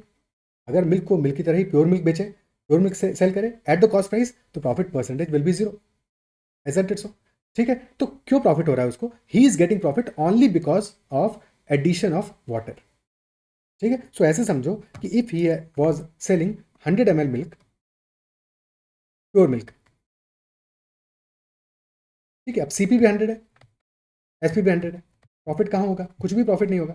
ठीक है. बट इंस्टेड वो क्या करे, now he is adding 20 ml water. अब क्या सेल करेगा? Now he is selling this total 120 ml mixture. CP उसका कितना है? सीपी इज स्टिल 100, अभी भी 100 ही है, बट सेलिंग प्राइस अब कितना हो जाएगा? 120 हो जाएगा. Because now quantity is different, quantity different है. तो अब सेलिंग प्राइस हो गया 120, cost price is still the same, तो प्रॉफिट इज 20. और ये प्रॉफिट 20 का कहाँ से आया? Because of water. Because of water. तो वाटर ही प्रॉफिट है, प्रॉफिट ही वाटर है यहाँ पे. When the milk is sold at the cost price, और उसमें मिल्क में अडल्ट्रेशन कर रहे हैं हम वाटर का, तो 20% का प्रॉफिट हो रहा है. तो दिस मस्ट बी, बस ये ध्यान रखना है कि 20% एडिशनल है, जो उसने ऊपर से वाटर ऐड किया है, दैट इज प्रॉफिट. तो अगर 100 पे 20 का प्रॉफिट हो रहा है, 100 सीपी है, प्रॉफिट है 20 का, तो 100 मिल्क होगा और 20 वाटर होगा, यानी कि 100 मिल्क में उसने 20 वाटर मिलाया होगा. क्वेश्चन क्या पूछ रहा है? Percentage of milk in the mixture कितना है? तो मिल्क 100 है टोटल 120 में से, तो 100/120 यानी कि 5/6 होगा मिल्क, which will be 83.33%. Option B is the answer. Okay ठीक है. Next question, question number 29. 4 men and 6 women can complete a work in 8 days, while 3 men and 7 women can complete the same work in 10 days. In how many days will 10 women complete the same work? 4 men and 6 women 8 days, 3 men and 7 women 10 days. तो work हमारा हो जाएगा, work will be equal to 8 days का work of 4 men plus 6 women, and this is also equal to 10 days का work of 3 men and 7 women. तो men का क्या आ रहा है? 32 m, और यहाँ पे आ रहा है 30. 32 - 30 यानी कि 2m will be equal to 70. 7 × 7 70, और यहाँ पे आ रहा है 48. 70 - 48 यानी कि 22 वुमन. तो m/w will be 22/2 which is equal to 11/1, यानी कि मैन का एफिशिएंसी अगर 11 है तो वुमन का efficiency will be equal to 1. यहाँ से वर्क की वैल्यू हम निकाल पाएंगे, दिस वॉज वर्क. ठीक है, वर्क की वैल्यू निकाल पाएंगे, तो वर्क कितना आ जाएगा? पुट कर दो एफिशिएंसीज, तो work will B 8 × 4 × 11 plus 6 × 1. 44 + 6 is 50, तो 8 × 50 विल बी आर वर्क, यानी कि 400 यूनिट्स. तो 10 वुमेन का एफिशिएंसी कितना आ जाएगा? वुमेन का एफिशिएंसी तो 1 ही है, 10 वुमेन का होगा 10 × 1. तो time taken will be 400 which is total work divided by 10 × 1. 10 women और एक वुमेन का efficiency 1, 400/10, 40 days will be taken. Option B will be the answer. ठीक है. Next question, question number 30. In an election between two candidates, 10% of the voters did not cast their vote. 60 votes were found invalid. The winning candidate got 47% of the total voters in the voter list and won by 308 votes. Find the total number of voters. एक election है between two candidates, 10% of the voters did not cast their vote, 60 votes were invalid, and the winning candidate got 47% of the total voters in the voting list. यानी कि जिन्होंने vote किया है उनका 47% नहीं, 47% of the total. तो अगर if 100x were total voters in the voting list, only 90x voted, 10% ने वोट ही नहीं किया, और 90x minus 60 were valid votes, and winning candidate got 47% of the total voters in the voting list. यानी कि कितना मिला विनिंग कैंडिडेट को? 47x, क्योंकि total voters in the voting list का 47% मिला है, तो 47x मिला है विनर को, and there are only two candidates.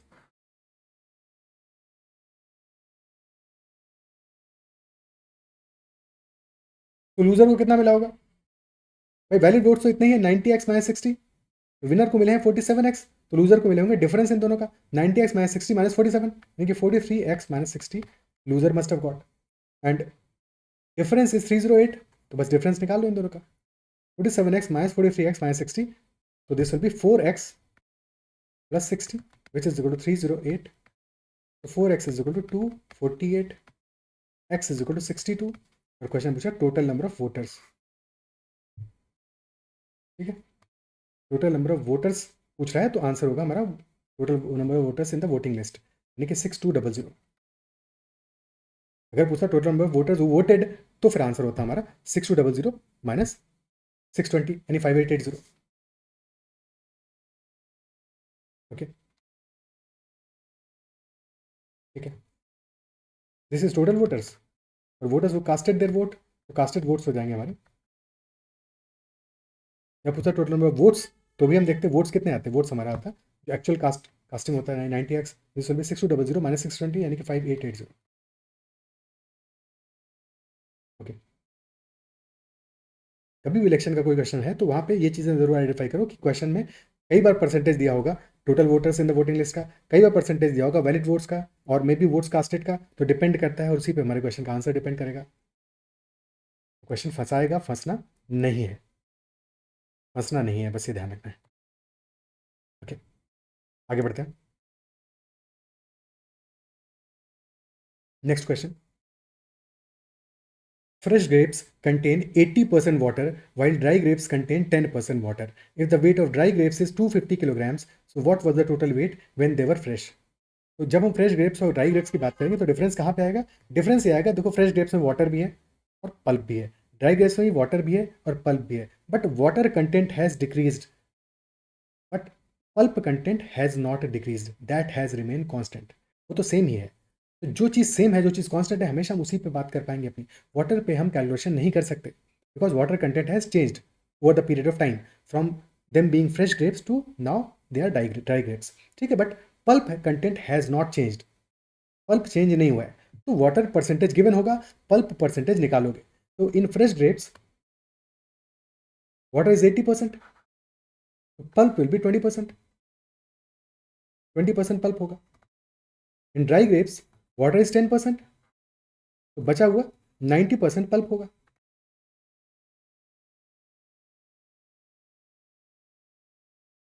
ठीक है,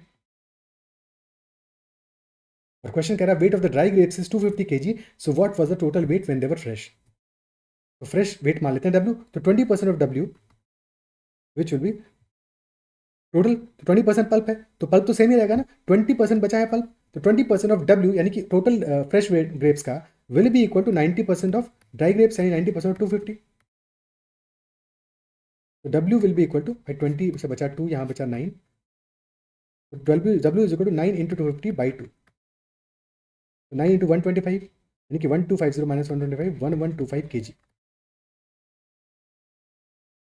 1125 kg will be our answer. Option C will be the answer. Okay.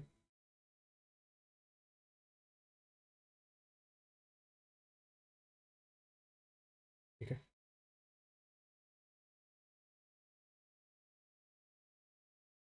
Clear है.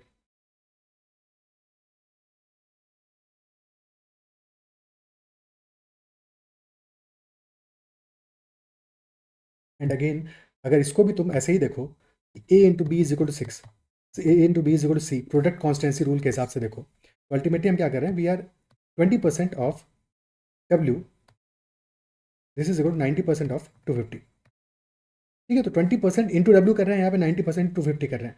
और सी क्या है हमारा, इस केस में पल्प है, पल्प की क्वांटिटी है, पल्प की क्वांटिटी तो सेम है दोनों केसेस में, वेदर दे आर फ्रेश और ड्राई, इजंट इट सो। तो if the quantity of pulp is same, तो अगर हमारा जो 20:90 का रेशियो आ रहा है परसेंटेज में, जस्ट ऑपोजिट रेशियो होगा किस में, वेट्स में, वेट्स में जस्ट ऑपोजिट रेशियो होगा, बस बात को देख पाओ तो। और देख लिया तो क्वेश्चन वैसे ही खत्म हो गया कि 20 और 90 का रेशियो आ रहा है इन परसेंटेज, तो वेट का रेशियो क्या होगा, 9:2, this will be ratio of weights. 2 की वैल्यू हमें गिवन है 250, तो 9 की वैल्यू क्या होगा, 1 की वैल्यू होगी 125, तो 9 इंटू 125 कर दोगे, आंसर आ जाएगा 1125। ओके, क्या ये बात अप्रिशिएट कर पा रहे हो, समझ पा रहे हो, ठीक है। आगे बढ़ते हैं, नेक्स्ट क्वेश्चन पे चलते हैं। Question number 32. The average of 5 consecutive odd numbers is m. If the next 3 odd numbers are also included, then what is the increase in the average? Average में increase क्या आएगा, 5 consecutive odd numbers का average हमारा m है, तो अगर 5 numbers का average m है तो m कहाँ पे आएगा, बिल्कुल middle value होगा, middle value होगा, average will always be in the middle, m is the average। अब हमने क्या किया, 3 और odd numbers को add कर दिया, 1 2 3, ठीक है। नेक्स्ट 3 ऑड नंबर्स को ऐड किया है, तो नेक्स्ट 3 ऑड नंबर्स को ऐड करोगे, अब एवरेज कहाँ पे शिफ्ट होगा, average will still be in the middle, but अब मिडिल मिडिल शिफ्ट हो गया, टोटल नंबर्स हो गया हमारे पास 8, तो मिडिल वैल्यू कहाँ होगा, 4 बिफोर 4 आफ्टर, तो this is the new middle, new middle will be between these two values, average of these two values, और क्योंकि ऑड नंबर्स हैं तो they will be at a difference of 2, m plus 2 will be this value and m plus 2 यानी कि m plus 4 will be this value, तो average value यानी कि ये वैल्यू क्या आएगा, this will be m plus 2 plus m plus 4 by 2, और this will be m plus 3, m+3 हो जाएगा, ऑप्शन डी आंसर हो जाएगा, क्योंकि इंक्रीज इन एवरेज पूछा है यानी कि 3 का इंक्रीज आएगा, आंसर विल बी 3। और बाकी ऐसे क्वेश्चंस में हमेशा वैल्यूज भी मान सकते हो तुमने मान लिया 1 3 5 7 9, तो पहले वाले केस में 1 3 5 7 9 5 कॉन्स्टिट्यूटिव ऑड नंबर्स थे, एवरेज कितना आएगा, एवरेज विल बी 5, अब 3 और ऐड कर दो तो 11 13 15, अब एवरेज कहाँ आएगा, 7 और 9 के बीच में, यानी कि now the average will B 8 which will be 5 plus 3, तो answer will be +3। Okay,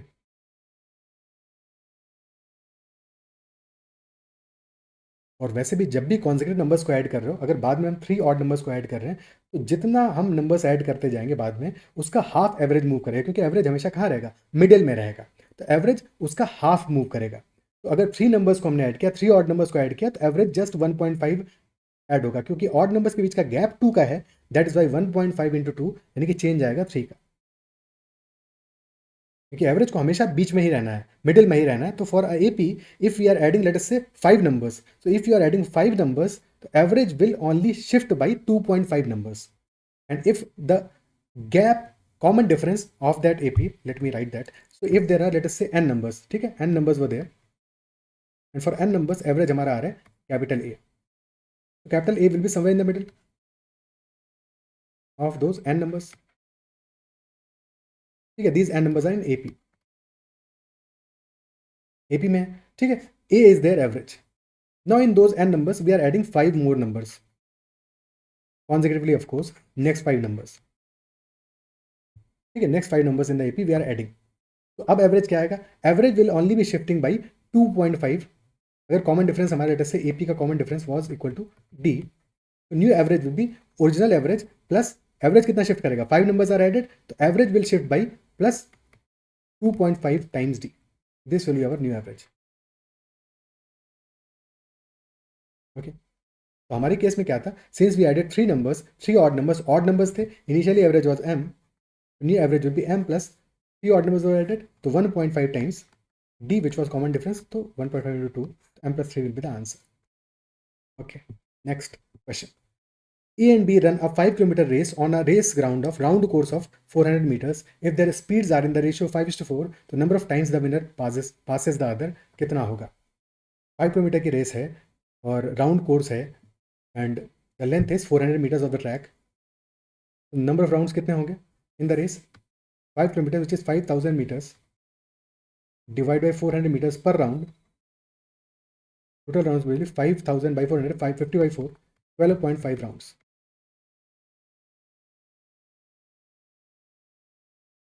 and when two persons are moving in the same direction, ठीक है, they are running in the same direction, race तो हमेशा same direction में होगा, opposite direction में थोड़ी होगा। They are running in the same direction, cross कब करेगा एक पर्सन दूसरे को? Crossing happens when the faster person runs one round more than the other person, तभी तो वो क्रॉस कर पाएगा, जब एक राउंड का उसको एज हो जाए। ठीक है, फॉर एग्जाम्पल अगर पहले पर्सन है, दो पर्सन है ए एंड बी, पहले पर्सन ने 2 राउंड्स चले, अब if B has to cross A और बी ए से फास्टर है तो बी मस्ट रन 3 राउंड्स, तभी तो क्रॉस कर पाएगा, क्योंकि क्रॉस करने के लिए they have to be at the same point at the same time. Isn't it so? अगर दोनों का स्पीड सेम है तब तो हमेशा क्रॉस कभी होगा ही नहीं, हमेशा साथ में ही चलते रहेंगे। बट अगर स्पीड एक का दूसरे से कम है तो दूसरे का ऑब्वियसली ज़्यादा है। ठीक है, तो अगर स्पीड में डिफरेंस है तो क्रॉसिंग तभी होगा when they are at the same point, and that can only happen जबकि उनके बीच का गैप हो integer number of rounds. Isn't it so? तो अगर ए ने 2 राउंड ट्रैवल किए हैं तो बी ने फिर 3 राउंड ट्रैवल किए होंगे, तभी वो क्रॉस कर पाएगा उसको। क्या ये बात समझ पा रहे हो? ठीक है, तो अब क्वेश्चन हमें कह रहा है स्पीड का रेशियो गिवन है हमें 5:4, एंड क्योंकि रेस कभी भी होगा तो स्टार्टिंग सेम टाइम पे होगा, तो रेस में हमेशा टाइम, अनलेस क्वेश्चन कहे कि हेड स्टार्ट दिया या बाकी कंडीशन दिया, but otherwise time is always same. Same time में distance covered will always be proportional to speed, और स्पीड का रेशियो गिवन है ए और बी के लिए 5:4, स्पीड का रेशियो है 5:4 का। ठीक है, तो अगर ए हमारा 500 मीटर्स चलेगा तो B will be running 400 metres. तो यही सेम चीज हम राउंड्स में भी कन्वर्ट कर सकते हैं कि if A has covered 5 rounds तो B must have covered 4 rounds. Gap कितना हो गया इनके बीच में? 1 राउंड का गैप हो गया, यानी कि जैसे ही ए ने 5 राउंड कंप्लीट किए, A completed 5 rounds, B completed 4 rounds, तो ए जस्ट क्रॉस्ड बी। तो this is first crossing, crossing number 1। Second crossing कब होगा? जस्ट इससे डबल, A has completed 10 rounds and B has completed 8 rounds, this is second crossing, crossing number 2। अब इसके बाद में टोटल राउंड्स ही 12.5 है, तो जब टोटल राउंड्स हो जाएंगे 12.5 राउंड्स, ठीक है, हमें टोटल कैलकुलेट नहीं करना है, हम तो सीधे लास्ट पे पहुंचेंगे कि if A has completed 12.5 rounds, B ने कितने राउंड कंप्लीट किए होंगे? Since ratio of speed is 5:4, तो बी के राउंड्स होंगे 12.5 इंटू 4/5, ये कि 10 राउंड्स होंगे। तो अगर राउंड्स हैं 12.5 एंड 10, तो गैप आ रहा है 2.5 का, तो there can only happen 2 crossings only. तो गैप जितना आएगा उसका इंटीग्रल पार्ट ले लोगे, हमें मिल जाएगा नंबर ऑफ क्रॉसिंग्स कितना होगा। ठीक है, आंसर आ जाएगा option B 2। Clear?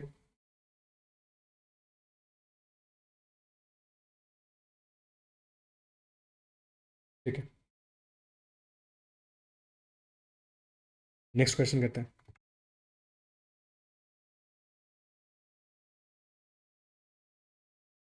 Question number 34. A car travels from A to B at V1 km per hour, travels back from B to A at V2 km per hour, and again goes from A to B at V2 km per hour. The average speed of the car for the whole journey क्या होगा? Average speed of the car for the whole journey, what will be the value? Now A to B, B to A, again A to B, यानी कि distance traveled in all 3 legs is same. So from A to B distance is D, from B to A again distance is D, and then from A to B again the distance is D. Speeds are V1, then V2, and then again V2. Average speed will be equal to total distance divided by total time. Total distance is D plus D plus D, और total time क्या होगा? Time will be distance divided by speed, यानी D by V1 plus D by V2 plus D by V2. Basically आ गया 3D upon D upon V1 plus 2D upon V2, तो D तो cancel out हो जाएगा, फिर बच गया 3 upon 1 upon V1 plus 2 upon V2। एल्सियम ले लो, एल्सियम लेते ही आ जाएगा V2 प्लस 2V1, और न्यूमरेटर में आ जाएगा V1 V2, तो 3V1 V2 upon V2 plus 2V1। This will be our average speed which is option A, 3V1 V2 upon 2V1 plus V2।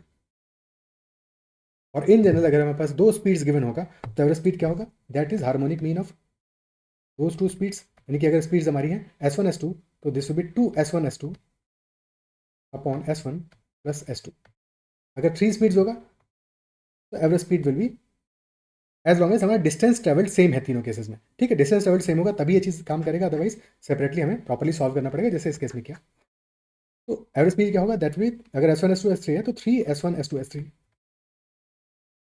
Upon S1 S2 plus S2 S3 plus S3 S1। तो ये formula apply करके three average speed वाला formula भी three speed वाला formula भी हम apply कर सकते थे, बट यहाँ पे क्या करते, वी V3 को हम V2 लिख देते, सॉल्व कर लेते, तो यहाँ से भी आंसर मिल जाता हमको। ओके, नेक्स्ट क्वेश्चन करते हैं, question number 35। A sum of money amounts to ₹6690 after 3 years and to ₹10035 after 6 years on compound interest, तो you have to find the sum value.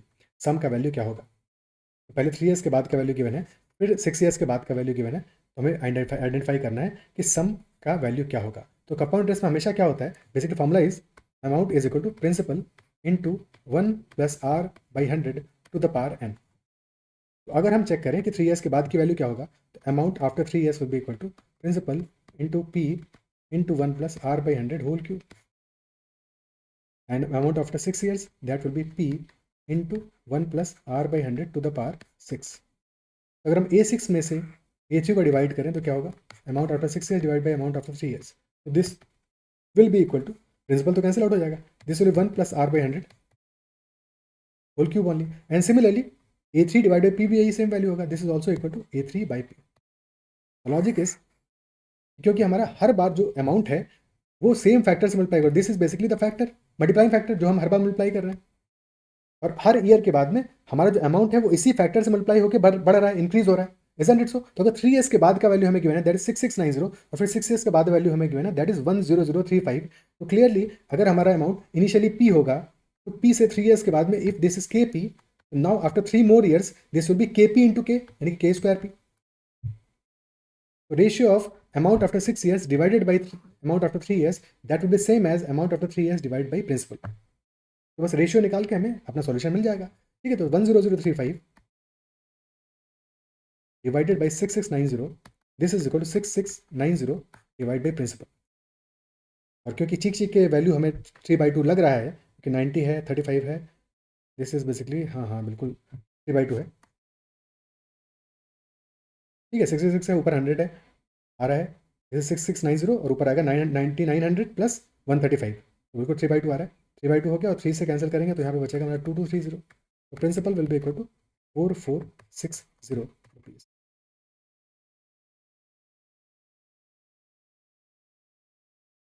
Okay, option C answer आ जाएगा।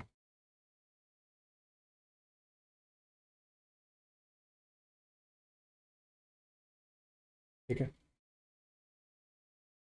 Next question, question number 36। Merchant marks his goods up by 40% and gives a discount of 10%, तो पहले markup करता है 40% का, then discount देता है 10% का। However he cheats by 10% while buying and cheats his customer by 10% while selling, तो what is his approximate profit percentage. तो पहले वो जब मार्कअप करता है 40% से मार्कअप करता है, डिस्काउंट देता है 10% का, चीट करता है 10% से जब वो परचेज करता है। अब परचेज करते समय चीटिंग कैसे करेगा, परचेज करते समय की चीटिंग ये होगी कि वो प्राइस देगा कम और अमाउंट ज़्यादा ले लेगा, ठीक है। फॉर एग्जाम्पल उसने प्राइस दिया 10% का, चीटिंग का मतलब क्या हुआ कि प्राइस दिया 10 kg का, अमाउंट उठा लिया 11 kg।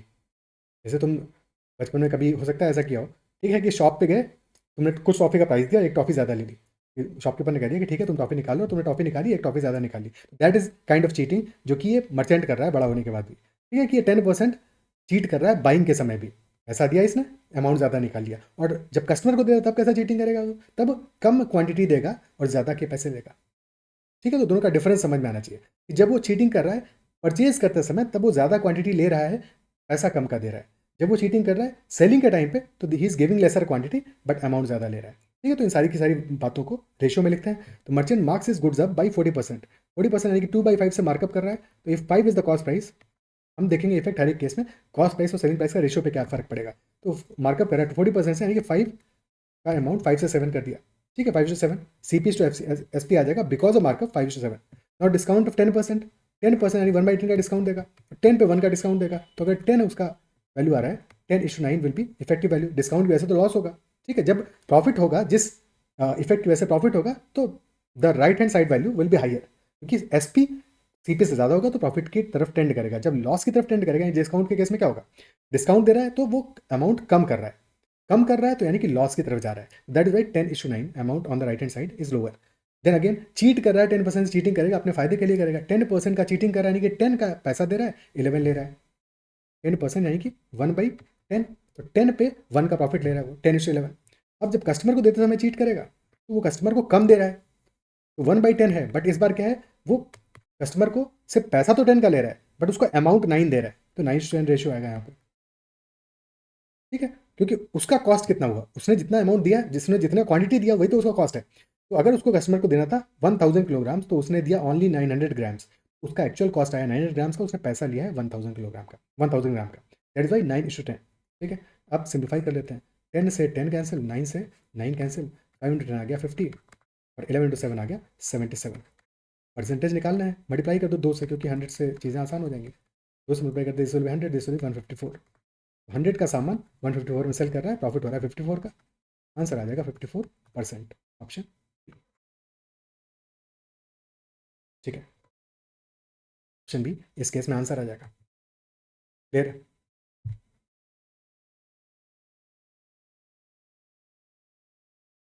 नेक्स्ट क्वेश्चन करते हैं। Question number 37। A contractor undertook to do a certain piece of work in 40 days. He engages 100 men at the beginning and 100 more after 35 days and completes the work in stipulated time. If he had not engaged the additional men, how many days behind the schedule would the work have finished? तो उसने क्या किया, initially 100 man को engage किया, but 35 days के बाद में ही again engage 100 more persons, and due to this the work completed in the stipulated time, यानी कि in 40 days. If he had not engage the additional man, how many days behind the schedule would it be going to finish, would it finish? ठीक है, तो total work कितना हो गया हमारा, initially 35 days तक देर वर 100 man, 35 × 100, and for last 5 days there will be 200 man, तो 5 × 200, this is total work. And if is not engaging additional man तो नंबर ऑफ मैन तो 100 ही रहेंगे। मान लिया डी नंबर ऑफ डेज लगेंगे इस केस में, तो डी × 100 कर दिया। दिस इज 35 × 100, दिस इज 5 × 200 यानी कि 10 × 100, दिस इज 45 × 100 बाई डी × 100। 100 से 100 कैंसिल आउट हो गया, 45 बाई डी। एक सेकेंड, ऐसे क्यों लिखा है इसको, डी तो यहाँ पे लिखना नहीं चाहिए था ना एक्चुअल में, तो आसानी रहती, डी तो निकालना है। D will be equal to this value, क्योंकि टोटल वर्क किया गया, divide by efficiency in the present case, D will be equal to 45 days. Okay, 45 days में हमारा वर्क कंप्लीट होगा, क्योंकि 40 डेज में कंप्लीट करना था, तो बिहाइंड द शेड्यूल कितना हुआ, 5 डेज से, 5 days behind the schedule work complete होगा, option A will be the answer. बाकी यहाँ पे वैल्यूज इतनी सिंपल थी कि अगर 100 मैन को वो इनिशियली इंगेज कर रहा है, बाद में क्या कर रहा है, वो अपना एफिशिएंसी डबल कर रहा है, 100 की वजह not 200 man are working for last 5 days. ठीक है, तो 200 man are completing the work in last 5 days. अगर 100 मैन ही रहते तो यही वर्क कितने टाइम में फिनिश होता, 10 डेज में फिनिश होता। भाई फर्स्ट 35 डेज तो वर्क सेम है, तो you can ignore the work of first 35 days, because first 35 days में work is same. In last 5 days क्या हो रहा है कि in present condition number of workers are 200, but in actual condition 100 होने चाहिए। तो अगर वर्कर्स हमारे 200 से 100 होंगे, यानी एफिशिएंसी 2 से 1 हो जाएगा, तो time taken will B from 1 to 2। 1 की वैल्यू है 5 डेज, तो 2 की वैल्यू आ जाएगी 10 डेज, यानी कि 10 डेज लगेंगे आफ्टर 35 डेज, 35 + 5 और 5 डेज एक्स्ट्रा हो जाएंगे। ओके, 5 डेज एक्स्ट्रा लगेंगे उस केस में। Next question, question number 38। A man borrows rupees 2550 to be paid back with compound interest at the rate of 4% per annum by the end of 2 years in 2 equal yearly installments. How much will each installment be equal to? तो बोरो किया है ₹2550, पे back करना है compound interest से eight the rate of 4% per annum. देखिए rate of interest क्या है, 4%, विच इज 1/25, विच इंप्लाइज कि अगर आज 25 रुपीज़ लिया है, 1/25 का इंटरेस्ट लग रहा है, तो अगर आज 25 रुपीज़ लिया है तो आफ्टर 1 ईयर कितना पे करना होगा, 25 + 1 26 rupees. 25 if the amount due is at present, due after 1 year will be 26 rupees. और क्योंकि कंपाउंड इंटरेस्ट है तो हर ईयर यही प्रोपोर्शनलिटी रहेगी, तो 2 ईयर्स के बाद का सिनारियो क्या होगा, if this is due 25 at present, तो after 1 year this is 26, after 2 years this will be 25 = 26, एक और ईयर के लिए, यानी 25 स्क्वायर = 26 स्क्वायर। ठीक है, तो जब अमाउंट दो इक्वल ईयरली इंस्टॉलमेंट्स में पे कर रहा है, दो इंस्टॉलमेंट है, first instalment will be at the end of the first year और सेकंड इंस्टॉलमेंट होगा at the end of second year. ठीक है, तो जो फर्स्ट ईयर के एंड में इंस्टॉलमेंट पे करेगा, तो अगर उसको हम उसका प्रेजेंट वैल्यू देखें, तो if after 1 year he is paying 26 rupees, तो प्रेजेंट वैल्यू क्या होगा, 25 होगा। तो इंस्टॉलमेंट नंबर 1 के लिए if he is paying 26 rupees, तो प्रेजेंट वैल्यू विल बी 25, तो प्रेजेंट वैल्यू तो पता है हमको ₹2550। और इंस्टॉलमेंट नंबर 2 यानी कि that will paid eight the end of 2 years, 2 साल बाद का अमाउंट। ठीक है, तो 2 साल बाद का amount if he is paying 26 square, तो प्रेजेंट वैल्यू भी 25 square.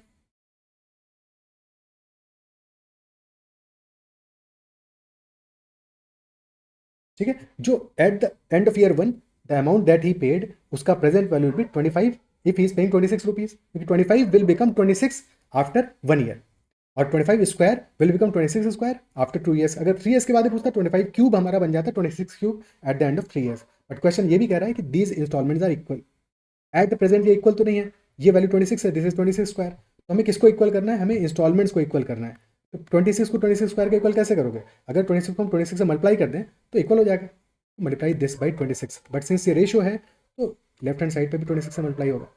Now these instalments are equal, this is also 26 square, this is also 26 square. Okay, अब लेफ्ट हैंड साइड को इन वैल्यूज को ऐड कर दो, क्योंकि इनको ऐड करने से हमें टोटल अमाउंट एट प्रेजेंट मिल जाएगा, total present value. This is 26 into 25, this is 25 into 25, add करोगे 25 कॉमन आएगा, this will be 25 into 51, this is our total value and this is equal to 252550। 51 से सिंप्लीफाई करोगे, 51 से जाएगा 50 टाइम्स, 50 टाइम्स 25 से जाएगा 2 टाइम्स, यानी कि 1 यूनिट की वैल्यू आ गई 2 rupees. 1 unit is equal to 2 rupees, और हमारा एक इंस्टॉलमेंट है 26 square, actual value of the instalment will be 26 square into 2, 26 square will be equal to 676 multiplied by 2. This will be 1200, 1352 rupees. The value of the installment will be 1352 rupees. Okay. क्या ये part clear है?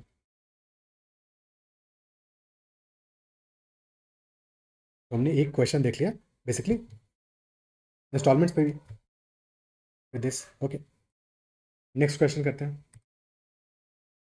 Question number 39. An escalator is moving downwards. A walks up 60 steps to reach the bottom. B walks down 40 steps to reach the bottom.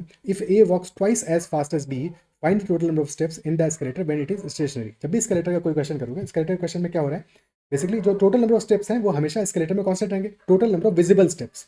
ठीक है, क्योंकि उसी की बात हो रही है, total number of visible steps are always constant किसी भी escalator में। ठीक है, तो और जब भी escalator अगर स्टेडी है तब तो सारे के सारे स्टेप्स चल के पर्सन को जाने पड़ेंगे, isn't it so? But if the escalator is also moving, then some of the steps escalator is traveling and the other remaining steps are being traveled by the person, isn't it so?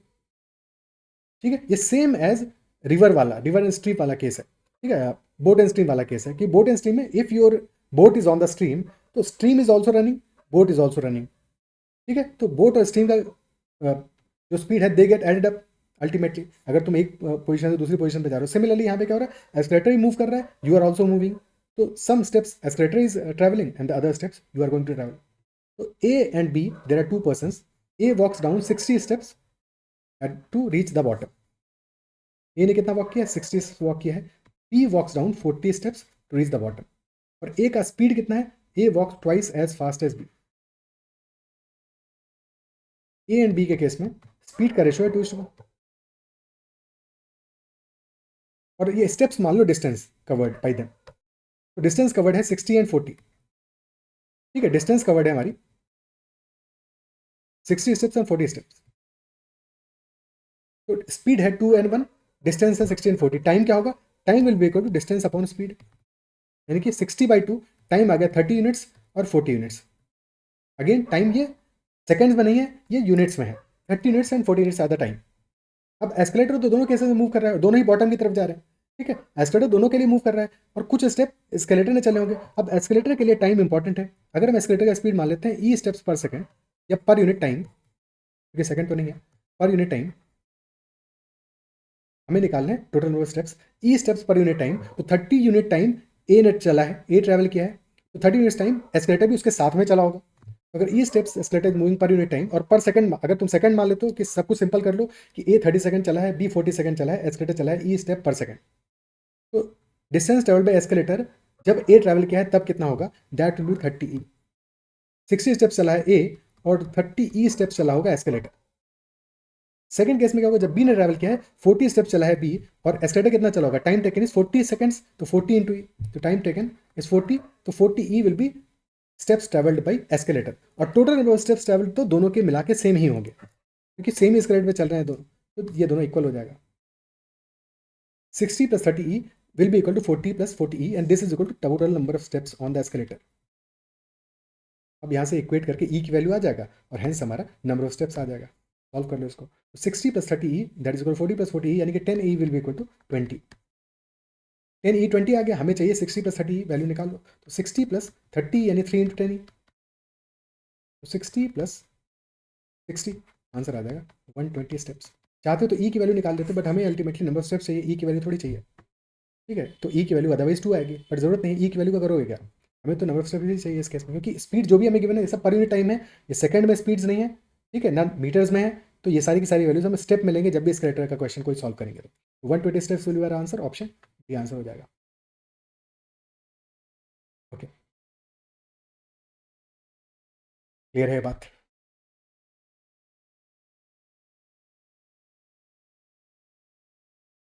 Next question करते हैं।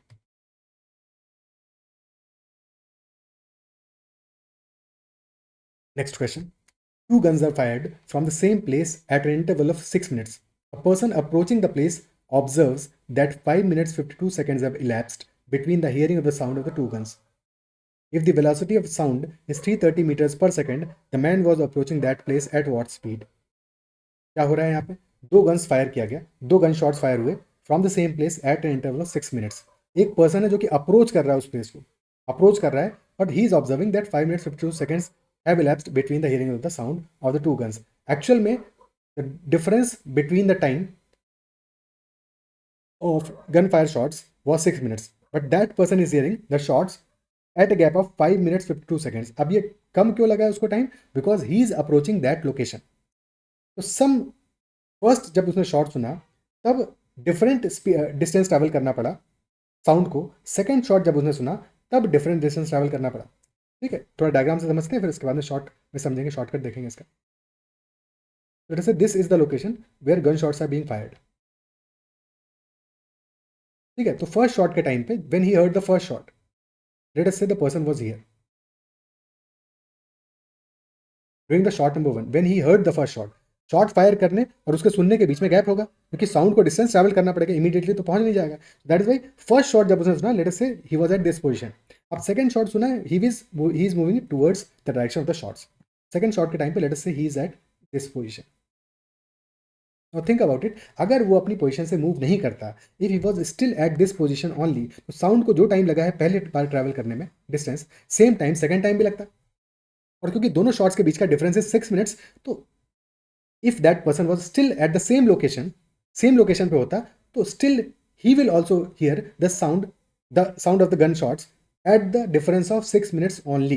Isn't it so, same he time लगता, 6 minutes के gap पे ही सुनता, but क्यों कम time लग रहा है, because he has moved in the direction of दो शॉट्स। तो ये जो डिस्टेंस उसने ट्रैवल किया है, now he is hearing the shots at a gap of 5 minutes 52 seconds, यानी कि he is hearing the shots eight 8 second less time. ये 8 सेकेंड लेस टाइम में इसलिए सुन पा रहा है because sound is taking 8 seconds lesser now as compare to in the first position. यानी कि this distance that he has travelled, this distance was covered by 8 sound in 8 seconds. This distance was covered by sound in 8 seconds. और ये distance इस person ने कितने time में cover किया होगा, 5 minutes 52 seconds में, क्योंकि पहली पोजीशन उसकी थी जब उसने पहला साउंड सुना और फिर दूसरा साउंड सुना है, दोनों के बीच का गैप कितना है, 5 minutes 52 seconds का गैप है। This distance has been covered by the person in 5 minutes 52 seconds. The person in 5 minutes 52 seconds. So these two must be equal. Distance traveled by sound in 8 seconds and distance traveled by person in 5 minutes 52 seconds. तो distance तो same ही है, तो बस इस distance पर focus करना है, distance same है। तो अगर डिस्टेंस सेम है तो speed and time will be inversely proportional. Time हमें पता है, टाइम का रेशियो क्या है, टाइम का रेशियो है for the sound this is 8 seconds and for the person this is 5 minutes 52 seconds. Ratio कितना, 352। सिंप्लीफाई हो जाएगा, 8 से जा रहा है ये, हाँ 1:, कितना गया 44, 1:44 आ गया। तो साउंड और पर्सन का टाइम का रेशियो आ गया 1:44, तो स्पीड का रेशियो जस्ट ऑपोजिट होगा 44:1। तो साउंड की स्पीड है 44 यूनिट्स यानी कि दैट इज 330 मीटर पर second. Speed of the person will be 1 unit यानी कि 330 इंटू 1/44। बट ये आ रही है मीटर पर सेकंड में, इसको मल्टीप्लाई करके कन्वर्ट करोगे किलोमीटर पर आवर में।